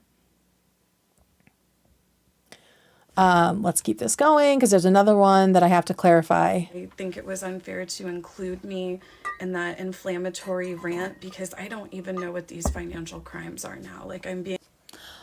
I think I was right to reference you in the inflammatory rant in general, but not specifically about financial crimes. And that was not my intention. Involved in things that I don't even. Yep. No, you're good, girl. That's about. You're good. Next, me defaming Ethan Klein. Sure, I have criticized Ethan Klein in the past. I think that saying that I've defamed him is a huge exaggeration. I feel like I've criticized him a few times. I reacted to his content nuke when I Debatable, right? reacted to it. I mocked him and made fun of his claims about, Hassan and Twitch, amongst others, because I thought that they were ridiculous. I don't. Why though? Like the why is still getting to me. But let me just say, the defamation, again, another reason that I just took the video down today after watching your video, because I could see why it was confusing. The defamation, again, is in reference to Madison, to Cruel World Happy Mind, who is just continuing to lie willfully and maliciously, in my opinion, about Ethan and Hila, despite being told that she's wrong, being corrected, being shown evidence. So at this point, it's like willful intent to malign them and defame them, in my opinion. So yeah, that was mostly about, actually, yeah, pretty much all about Cruel World Happy Mind. But I do take issue with anyone watching Bad Empanada uncritically, which I've seen you do. Specifically when he's talking about Ethan and Hila and, you know, laughing about that and saying like, oh, he's really reading these guys. And wow, I wish more people were like Bad Empanada. When he's so clearly just like maliciously spreading misinformation. But no, that part was definitely not about you. And in general, criticism is fine, right? Like there's plenty to criticize about everyone, Ethan included, me, you, right? And I am totally cool with criticism. I was just talking earlier on the stream about the book Conflict is Not Abuse, right? And how we have all become so hypersensitive to conflict that it's like stopping us from connecting with people, because conflict is like a human thing. But I don't think what you are and what you have participated in is just criticism. I think it's been cruel. I think it's been hateful. And I think it's just gotten really out of hand. And I will say that I think it's gotten out of hand on all sides. I am an eldest daughter of 3 kids, and I am like programmed since birth, as Madison Harnish would say, to try to get people to find some common ground so people will stop fucking fighting. Because I grew up in a very chaotic household, with my siblings constantly at each other's throats. And so I think it's gotten out of hand in a lot of places. That's why I turned chat off, because I just didn't want everyone gassing each other up about this. I just wanted to make this portion for you to talk directly to you.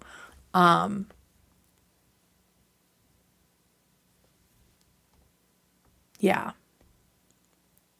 So the one point of contention, I think, within the defamation thing, and again, it's not necessarily this horrible glaring thing, but it is a lie. It is misinformation, is that you said in March that Ethan has sicked the ADL on people who disagree with him.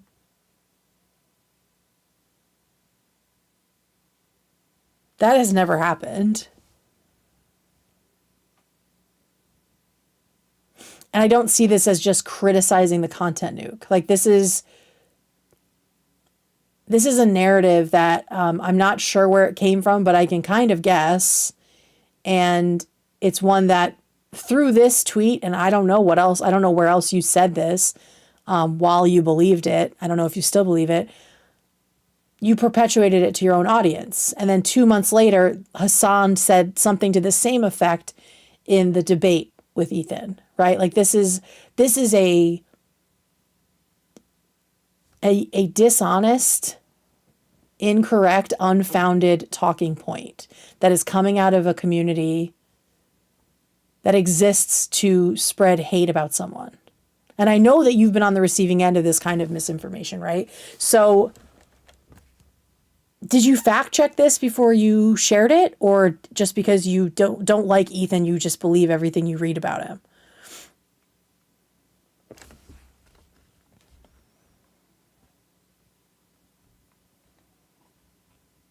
It's a lie, and if you are aware that it isn't true, if you were aware when you tweeted this that's malicious. And it's also anti-Semitic, right? To assume that Ethan and the Jews at the ADL are like working together and pulling the strings when there's no evidence of that at all. I think this little thing borders on defamation, but I don't think that in general you have been super defamatory. Like the stuff that you have done is in a different area, right? The stuff that's related to the lawsuit. I will say I'm very glad that you, oh, wait, we're going to the next clip before I say that. I don't think that that's defamatory to, think that his content nuke was ridiculous. You probably should have said that a few more times in the reaction video. I've never made light of the CPS calls. I've even told my viewers in the past that I'm sure Ethan's kids are well taken care of, that they will never have to worry about anything. But yeah, I think this idea that I've, done all of this defamation of Ethan and harassment of Ethan or whatever, I think it's extremely far-fetched. And I'm really glad that you did not participate in the CPS stuff. Like that is great. That's a wonderful thing. But to act like you didn't participate in the hate and harassment, I think everyone was having a lot of fun with it for a while, right? And I mean, you watched at least one Bad Empanada video. I that was not hard to find, of you having a really good time listening to the lies he was spreading uncritically, right? So I don't know. I don't think what you have done all together is just, good faith criticism, right? Like, can we just admit that it's kind of, there's definitely some mean girl shit in there while we're being honest with each other? Incorrect. Girl with a Microphone went on to end by saying something about how no one in Gaza is safer, that Ethan isn't more guilty, and now we're being harassed because we didn't go far enough caping for Hassan. I don't know where this idea came from that defending Hassan somehow ties into Gaza. Ask Snark, because we don't know either. But they seem to think that defending Hassan against all criticism is the most effective way to fight for Palestinians and to fight for pro-Palestinian voices. That if you criticize Hassan, you are anti-Palestinian voices, pro-Palestinian voices, and you are pro-genocide. And this is the side that you have been sitting on and being very vocal with.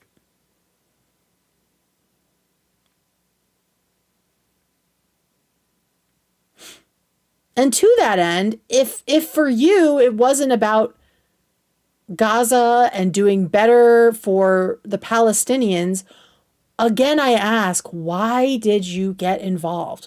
Why did you step into this hornet's nest? What prompted you to do that? I would genuinely like to know. If it wasn't a misguided attempt to, have some sort of impact on the genocide, which seems to be the impetus for a lot of people who are hating on Ethan right now, where they think that he's just this evil person who's silencing pro-Palestinian voices, and if he's off the internet, everything will be better. It's not fucking true, right? But like, if it wasn't about that for you, then why did you do this? Like, did you hate Ethan before and like you felt like this was your chance? You see how it's hard for me to not believe that it's somehow related to defending Hassan? And also not really understanding what's going on?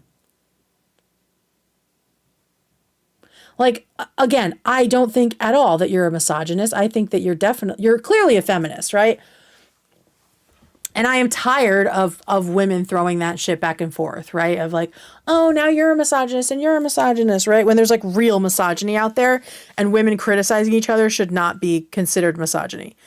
But I do still question like the full-throated support of Hassan a man. Whether you think that's what you were doing or not, like that is what it ended up being, right? You went after someone that was on his hit list. And I don't know why you got involved. But you put yourself on the line. You put your financial health on the line to do that. So I just don't understand that.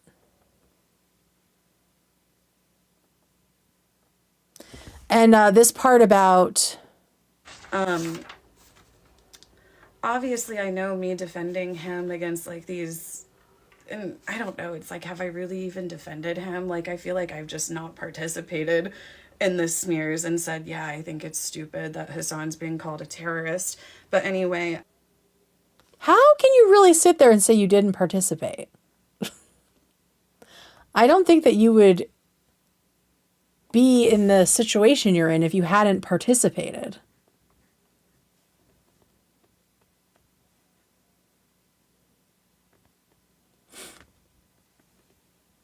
Like you said yourself that you were trying to do a service by streaming the content, Nuke, so Ethan wouldn't get the views.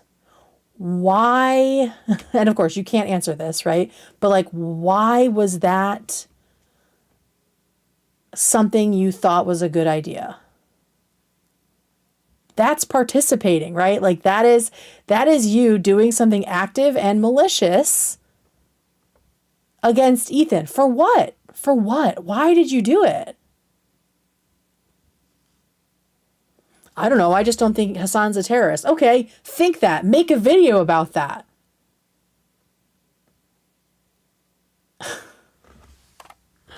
But to go above and beyond to the point that Snark is like shouting you out and including your video, your stream link as part of their campaign to create market substitutes. There were only a handful of people who did that. So, and you're one of them. I mean, that's pretty heavy participation in this. So why were you so invested in it? Why were you so invested in that if it's not about Hassan?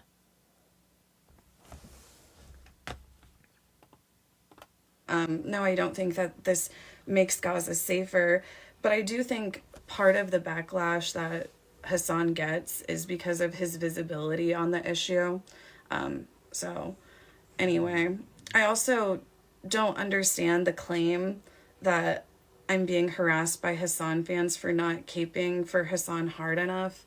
Yeah, that's because that was not about you. And again, this is another place where I was talking to Madison about the fact that she put out this video trying to, in my opinion, harm Ethan's reputation even further, right? Ethan and Hila.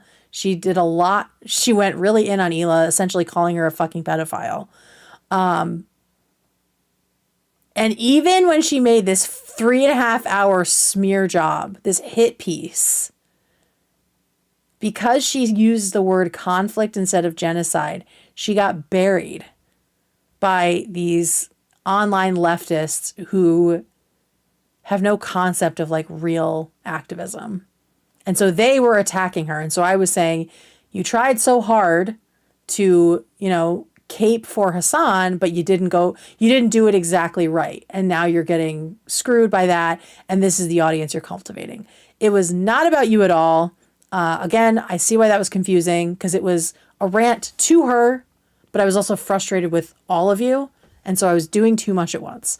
That's the problem with short form video, And I see that it was confusing, and it's another reason I took it down. So you don't have to worry about that one, girl. Yeah, I'm getting a lot of harassment right now. I'm getting doxxed. I'm having people threatening to report my dad for disability fraud, which is untrue. That's horrible. It should never happen. And I can't guarantee it's not coming from the H3 community, but from what I have seen, and I am a very active member, obviously, right? We were all so horrified and outraged by the abuse of government systems when people have, reported Ethan and Neela to ICE or CPS erroneously when they tried to get their Swedish crew member picked up by ICE, right? They tried to get the FBI involved, the IRS involved. Like, these people, the snarkers in Hassan's community, have been so disgusting and have tried to weaponize just about every agency in the government that also happens to be like an arm of white supremacy. So my bet would be this is coming from Destiny's community, because Destiny and Hassan are cut from the same cloth, in my opinion. They tend to operate in the same way, where they're constantly calling each other pedophiles and trying to do all this character assassination. I see that as potentially something that would come out of a community like Destiny's, or another one of these really toxic like gamer communities that's obsessed with hating you. I don't see that vibe in the H3 community. So I'm very, very hopeful that that's not what's happening from our community, at least. I can't speak for these other ones, but it does just seem like a really toxic, like male forward audience that might be doing this to you. Because that's terrible. Like, stop fucking doing that to people. This is what I mean when I say it's just gotten too hot and too stupid. Why are we trying to involve government agencies? It's so, so dumb. Leave people alone. Having people tweet my address at me. I'm having people say all sorts of awful things to me, but not Hassan fans. So I just don't know where that's coming from. That was the Hassan fan thing was not about you. It was about Madison. I'm sure me offering some of my perspective is going to result in, more mischaracterizations about me. Let me just address them now. The sheet sniffing clip. I'm so glad she brought this up, because that has just been a huge question mark for me. Like, why did you do that? Essentially, she was on stream and, as a joke, like, sniffed Hassan's sheets to, like, pretend that she was super obsessed with him. Still so very cringe, and not very many years ago.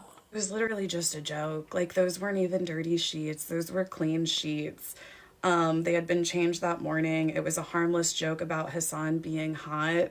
Turning that into some sort of proof that I'm a obsessed, sycophantic fangirl of Hassan, I think is just dishonest. I mean, it doesn't read very feminist, even as a joke, right? But that was not something that I was ever going to bring up at all. But I'm glad that you brought it up and had a chance to talk about it. I could see that it was a joke, right? It was, I mean, as a lesbian, I was grossed out by it, but I don't think that that's like a moral failing. I think you made a joke about it. And I didn't have anything else to say about the sheet sniffing thing. I know people love to hold that over your head. I'm sure a lot of people will probably go through like my entire history and be like, look, these are all the times Casey tweeted at Hassan and whatnot. And it's like, what? Like, you interact with people that you have crossover with. Mm-hmm. Like, do you want me like tweeting at like Asmongold and like OTK and shit? Like, yeah, of course I'm going to interact with one of the largest like leftist creators on Twitch. I just hate that he's one of the largest leftist creators on Twitch. Like, especially because you admit that he is a misogynist, right? Like,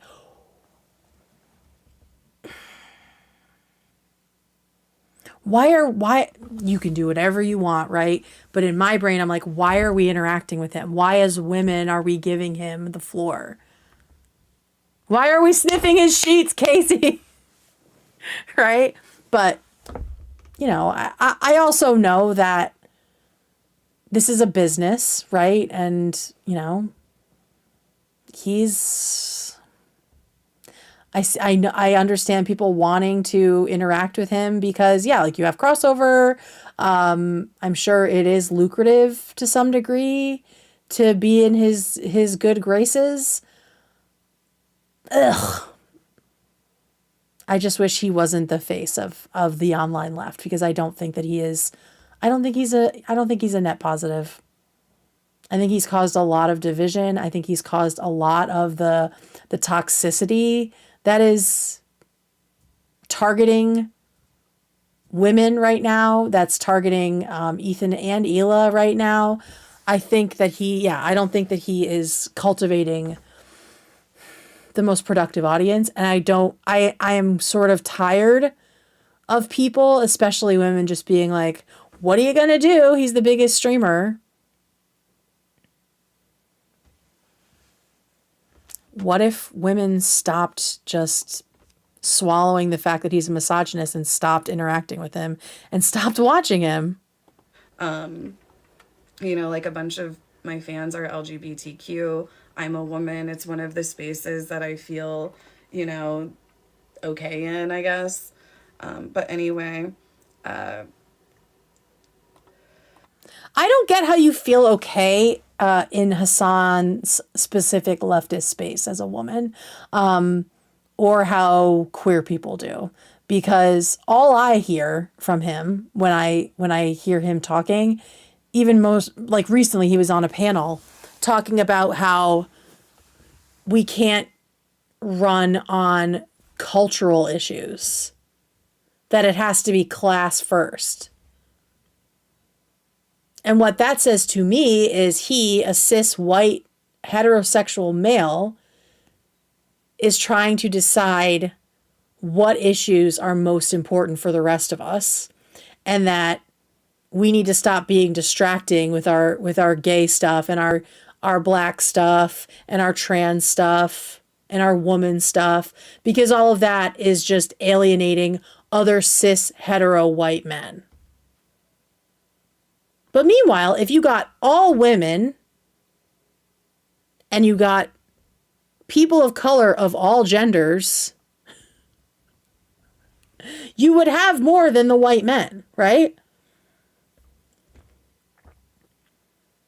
So what is the obsession with focusing on the white guys every single election?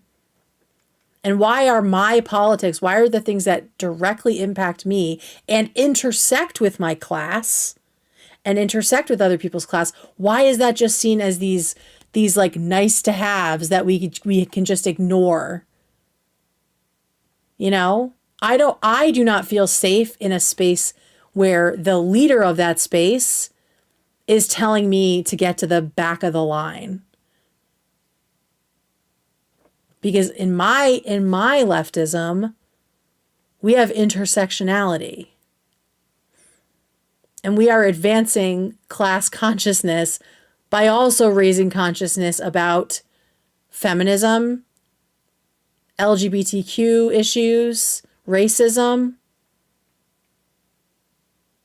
racial liberation, queer liberation, right? I don't think the two are mutually exclusive, and I think it is a privileged white male thing to just not want to deal with the uncomfortable stuff. And so, yeah, I don't personally understand how any women feel comfortable in that space, especially just even in his streams, the way he's so abusive to his fans, to chatters, like to people who are like longtime subscribers. I don't understand specifically how women and queer people sit there and subject themselves to that abuse. And unfortunately, he does run the online leftist space that you talk about feeling safe in, and I just don't get that. But if you feel safe there, that's great. Final thoughts. I'm just tired of the fan culture running every conversation online. I know I've participated in it in the past, but I'm putting my best foot forward, and I'm just trying to, work with honesty, which I feel like is so hard to come by these days, right? Like, I don't know. I'm just being an honest girl. I think that these things being said about me, like, why are you saying them about me? Why? I don't deserve this. Hi, everyone. Yeah, so the stuff, I think the biggest pieces I wasn't saying about you, right? I was speaking directly to one woman, and I was talking in general about how frustrated I am with this trend I see of women basically signing up to throw themselves off a cliff in order to defend Hassan. And that I do implicate you in a little bit, right? Because I don't really see how you stepping into this willingly on your own doesn't involve you defending Hassan, because the content nuke was about Hassan, right? All of this, everything with Ethan has been about Hassan. Like, it has been about their feud. So why, again, my big question is like, why? If it wasn't about Hassan, if it wasn't about, sweeping for a man and fighting a man's battles, then like, why did you get involved to the point where you got yourself sued? And I will say, I've said from the beginning, I will always give grace and leeway to leftist women. Way more than I will give to a leftist man. Like, I'm very much like you, where I think most men are misogynists, and I have a whole series on this stream just called No Male Faves, and talking about, the fucked up things that men do. So I am not here to smear you. I am not here to lump you in with people that are doing things that you're not doing, right? Which is why I took down the video, because there were innocent parts. There were confusing parts to it. And I really do want to believe that you are saying all this in good faith. And right now I do. But in the back of my mind, after having the interactions with Cruel World Happy Mind and her like poor me little innocent being act, it's hard not to be skeptical, especially when you talk about like all the harassment you're facing. Like, did you bring any of it on yourself? Like, is there any accountability there for maybe not definitely not the harassment? Like, that's insane people. But what about, like, have there been valid criticisms from H3 fans about the way that you inserted yourself into this situation? Like, are you able to see that? So I believe you, because I don't want to say I'm gullible, right? But I give women chances, a lot of chances. And I don't want to believe that this is just like cry bully behavior, right? Where when you're called out about things, you then, make yourself into the victim. I genuinely believe you are the victim of some terrible shit right now.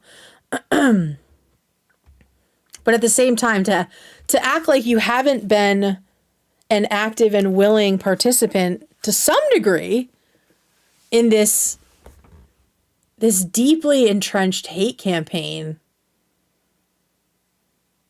expressly on the side of Hassan, right? Because this whole thing has been Ethan versus Hassan, to me feels inaccurate. So I don't know what to think about this, to be completely honest. And this is a big reason that I wanted to turn my comments off, because I don't need people speculating about what your real intentions are. I don't think that that is helpful. I think that we should stop doing a lot of that, because all of that world building just makes us angrier at each other, and makes us less likely to actually come to any sort of understanding. Like I've said several times here, I don't think you deserve the harassment that's coming your way. I am hopeful. I hope that it is not coming from the H3 community. Like I said, I have never seen us treating people that way and trying to get authorities involved and like harassing people in real life. I think that is not what our community has ever stood for. So I'm hoping that it's not people that are associated with H3. And I did scroll back through your Twitter, and it seems like you've been the target of a lot of harassment because of your involvement in gaming, which is really stupid. And I'm sorry that that's happened to you so much. Like, that's not cool. What my bone to pick is if it's, I mean, I've said it a million times now, but like, and I think H3 fans agree, and I think they see some like double standard or like hypocrisy here, is that you took an active role in enabling, perpetuating, platforming the same kind of hatred that you're complaining about to just against other people. Right? Like, you and the other people who are being sued decided that, you know, not giving Ethan views was some sort of like, was like the right thing to do, right? And it created like this, I think it created like this, this security blanket of like morality, like we're doing the right thing by doing this mean and illegal thing. So I think you got really bad advice on that. And then calling Hila ugly, participating in the unfair harassment against her, talking shit on AB and Olivia too. To act like your hands are clean and you just kind of like fell backwards into this. Like, I don't see accountability here for any of that. I mean, the most you've said is I participated in some of that. But knowing all of the harassment you faced for so many years, and how scary it is and how overwhelming it is, like, I'm not really sure why you decided to pile on and why you didn't see how toxic it was and how inappropriate it was and how unnecessary it was. Because again, what is the goal of any of it? I don't see a goal besides just like squeezing out all of your, not your, but people's, squeezing out people's like own internal like resentment and ugly feelings on someone else so they don't have to deal with them. Yeah, I don't understand why you would jump into something like this with so deeply to the point of, you know, allegedly stealing content to fuck over Ethan if this wasn't something that was important to you and something that you cared a lot about. It's like, why did you do it? And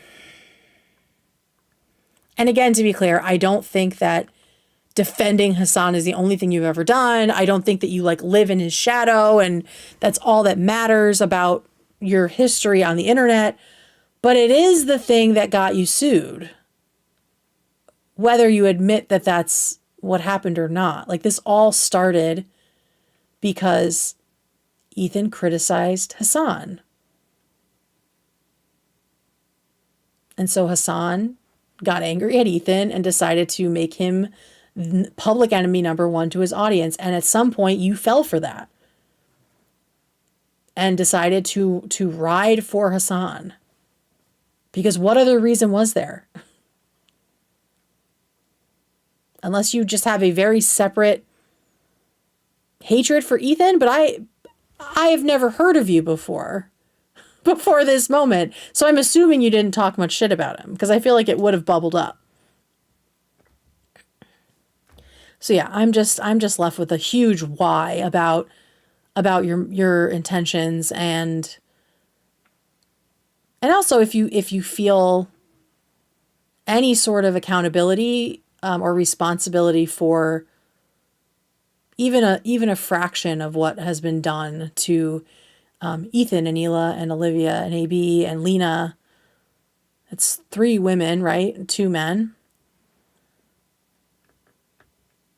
So I think that we have to be able to criticize each other. And I think we as content creators need to teach our audiences that this kind of discussion is normal, right?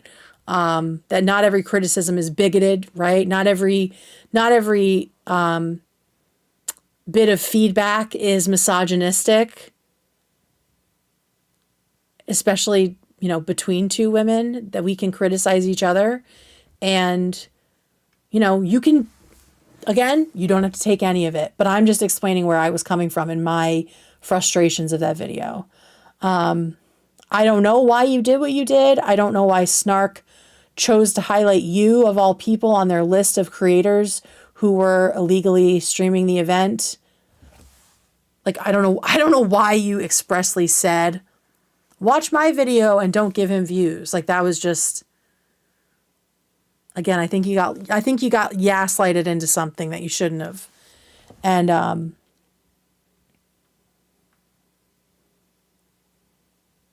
yeah, I don't know why it all happened. And it has been really frustrating to watch, but I hope things end soon. I hope that y'all are working towards some kind of understanding, some kind of agreement. I know that you kind of stepped in it recently, and Ethan talked about taking the idea of a settlement off the table. I can't remember what happened. I don't know if it was another thing about Olivia, which anyway, I hope you're getting better advice from your lawyer now, and I hope that things are going to get ironed out. Because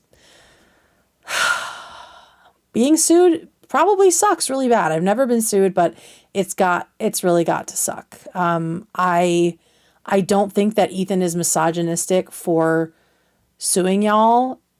What I said in that video was, I wish there were more men who were stupid enough to very vocally say they were creating a market substitute, because then they would be getting sued as well. Guaranteed.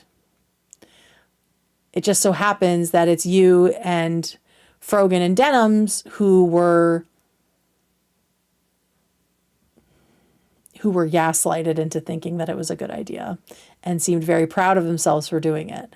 So I don't know. I think that's all I have to say. I am sorry for the confusion in that video. I definitely was not trying to say that you were defaming Ethan or that you accused him of financial crimes. That was all the stuff that I was speaking to Madison about. So the video is down. I appreciate you taking the time to talk about all of this. Again, take what I say with a grain of salt. I don't have to understand your motives for things. I'm just a curious person. And it's all just been disappointing because you are one of the people, I will say, of the three, you seem like the most fun. You seem like the most interesting. I mean, we're both witchy people. And I just don't get it. I don't get, especially because Hassan's a fucking misogynist. I don't understand risking so much to go after one of his latest nemesis, So that's all. That's all from me. Let me bring back the chat, and I will remind everybody to be cool. It should be working now.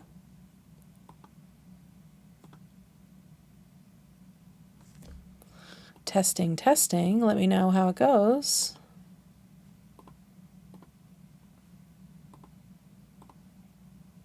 Hey, we're back.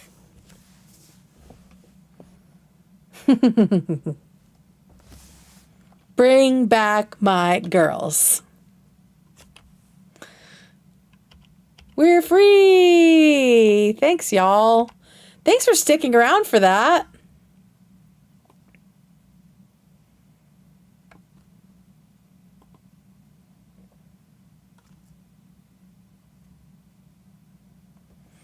Ugh. That was a lot. I have a silly thing to end this on. Where the fuck is it? I gotta find it.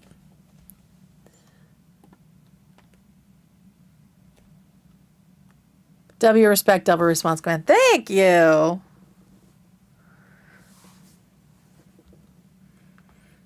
Yeah, so like I said,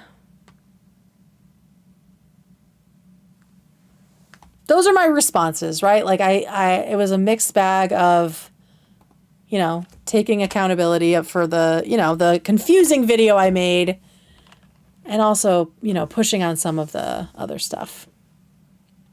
Shocked she said Hassan was a misogynist. You know, that was when I heard that, I was like, okay, I will make a response video because we definitely found some middle ground and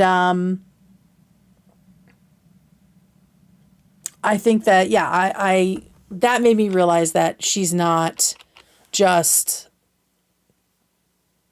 following lockstep behind what Hassan is doing. Okay, what the fuck was it? Have you guys seen that rapper on the street in Vegas? This shit is so fucking funny. We building Hassan as a misogynist bridges, yeah. But like, why do you think he's cool if he's a misogynist? Just some of it just doesn't make sense, but that's okay. All right, have you all seen this? This little guy is getting arrested in Vegas, and this like street performer is just makes up a song about him. It's so fucking funny. Oh, all right, let's listen to it. It's been stuck in my head all week. Many going to jail tonight. Talking about the homie in the gray and the black. You know the facts, I never relax. Everything luxury tax. And everybody here getting videos. Make sure you put a little money in the sack. What's wrong with them? What's wrong with him? Going to jail tonight. Talking about the homie in the gray and the black. You know the facts, I never relax. Everything luxury tax. And everybody here getting videos. Make sure you put a little money in the sack. What's wrong with them? Going to jail. Going to jail tonight. And it's like, you can't make, just in case you didn't know who I was talking about, I'm talking about the homie in the gray and the black. Guy's just standing there getting roasted on his way to jail. Oh my God. What's wrong with him?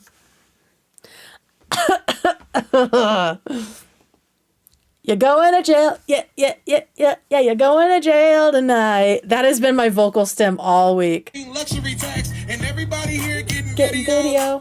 Make sure you put a little money in the sack. What's wrong with them? Going to jail. Going to jail tonight. I'm talking about the homie in the gray and the black. You know the facts, I never relax. Everything luxury tax and everybody here getting videos. Make sure you put a little money in the sack. What's wrong with them? What's wrong with him? So good. So fucking good. You're going to jail. Yeah, you're going to jail tonight. Oh my God, you're going there in 5 days. I hope he's there. I want him to release a full song of that. Just making observations and making money. What a cool job. I'm talking about the homie in the gray and the black. So fucking funny. Oh, let me put it in chat so you guys can watch it as many times as you want. You're welcome. You're going to jail. Yeah. So you're going to jail tonight. Does anyone know what the deal is with Paige Christie and why she keeps threatening some kind of expose video on Ethan? No. We have a guy like that in San Diego, but he's definitely not as funny. Yeah, this guy's like really talented. The song sounds like another song, or maybe it's his voice. Maybe it's like someone from the 90s. I'm trying to think of who he sounds like, but yeah, he said, I'm talking about this guy right here. He's going to jail. Yeah, Paige is, I mean, I don't know anything about her. I just recently, she's just, you know, bubbled up for me. She's always threatening something. Keep ignoring her like Ethan does. Okay.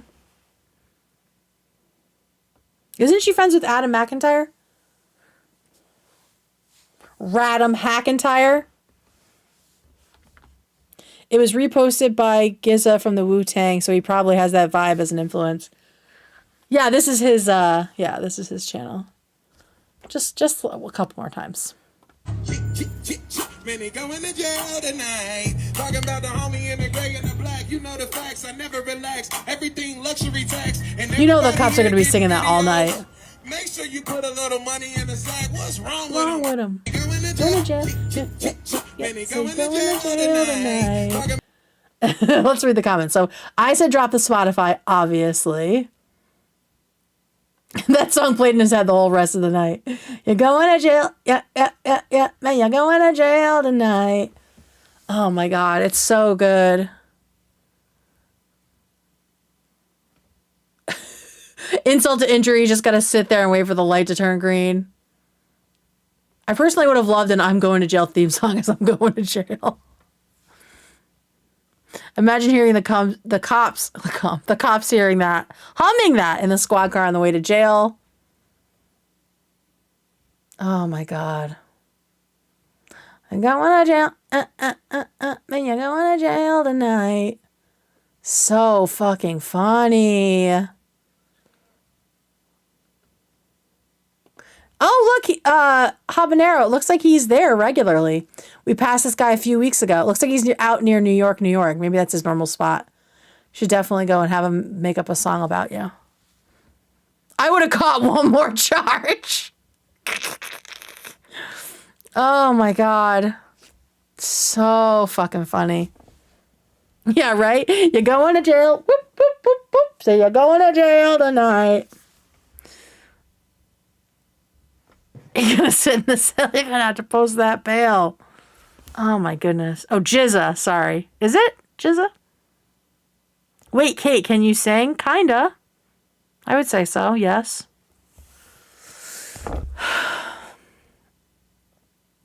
Jizza. I don't have hope for Casey, but I'd love to be proven wrong. Yeah. It's hard for me not to be like, okay, is this just a cry bully situation like Madison did, right? Subnautica. I kind of want to play tomorrow night.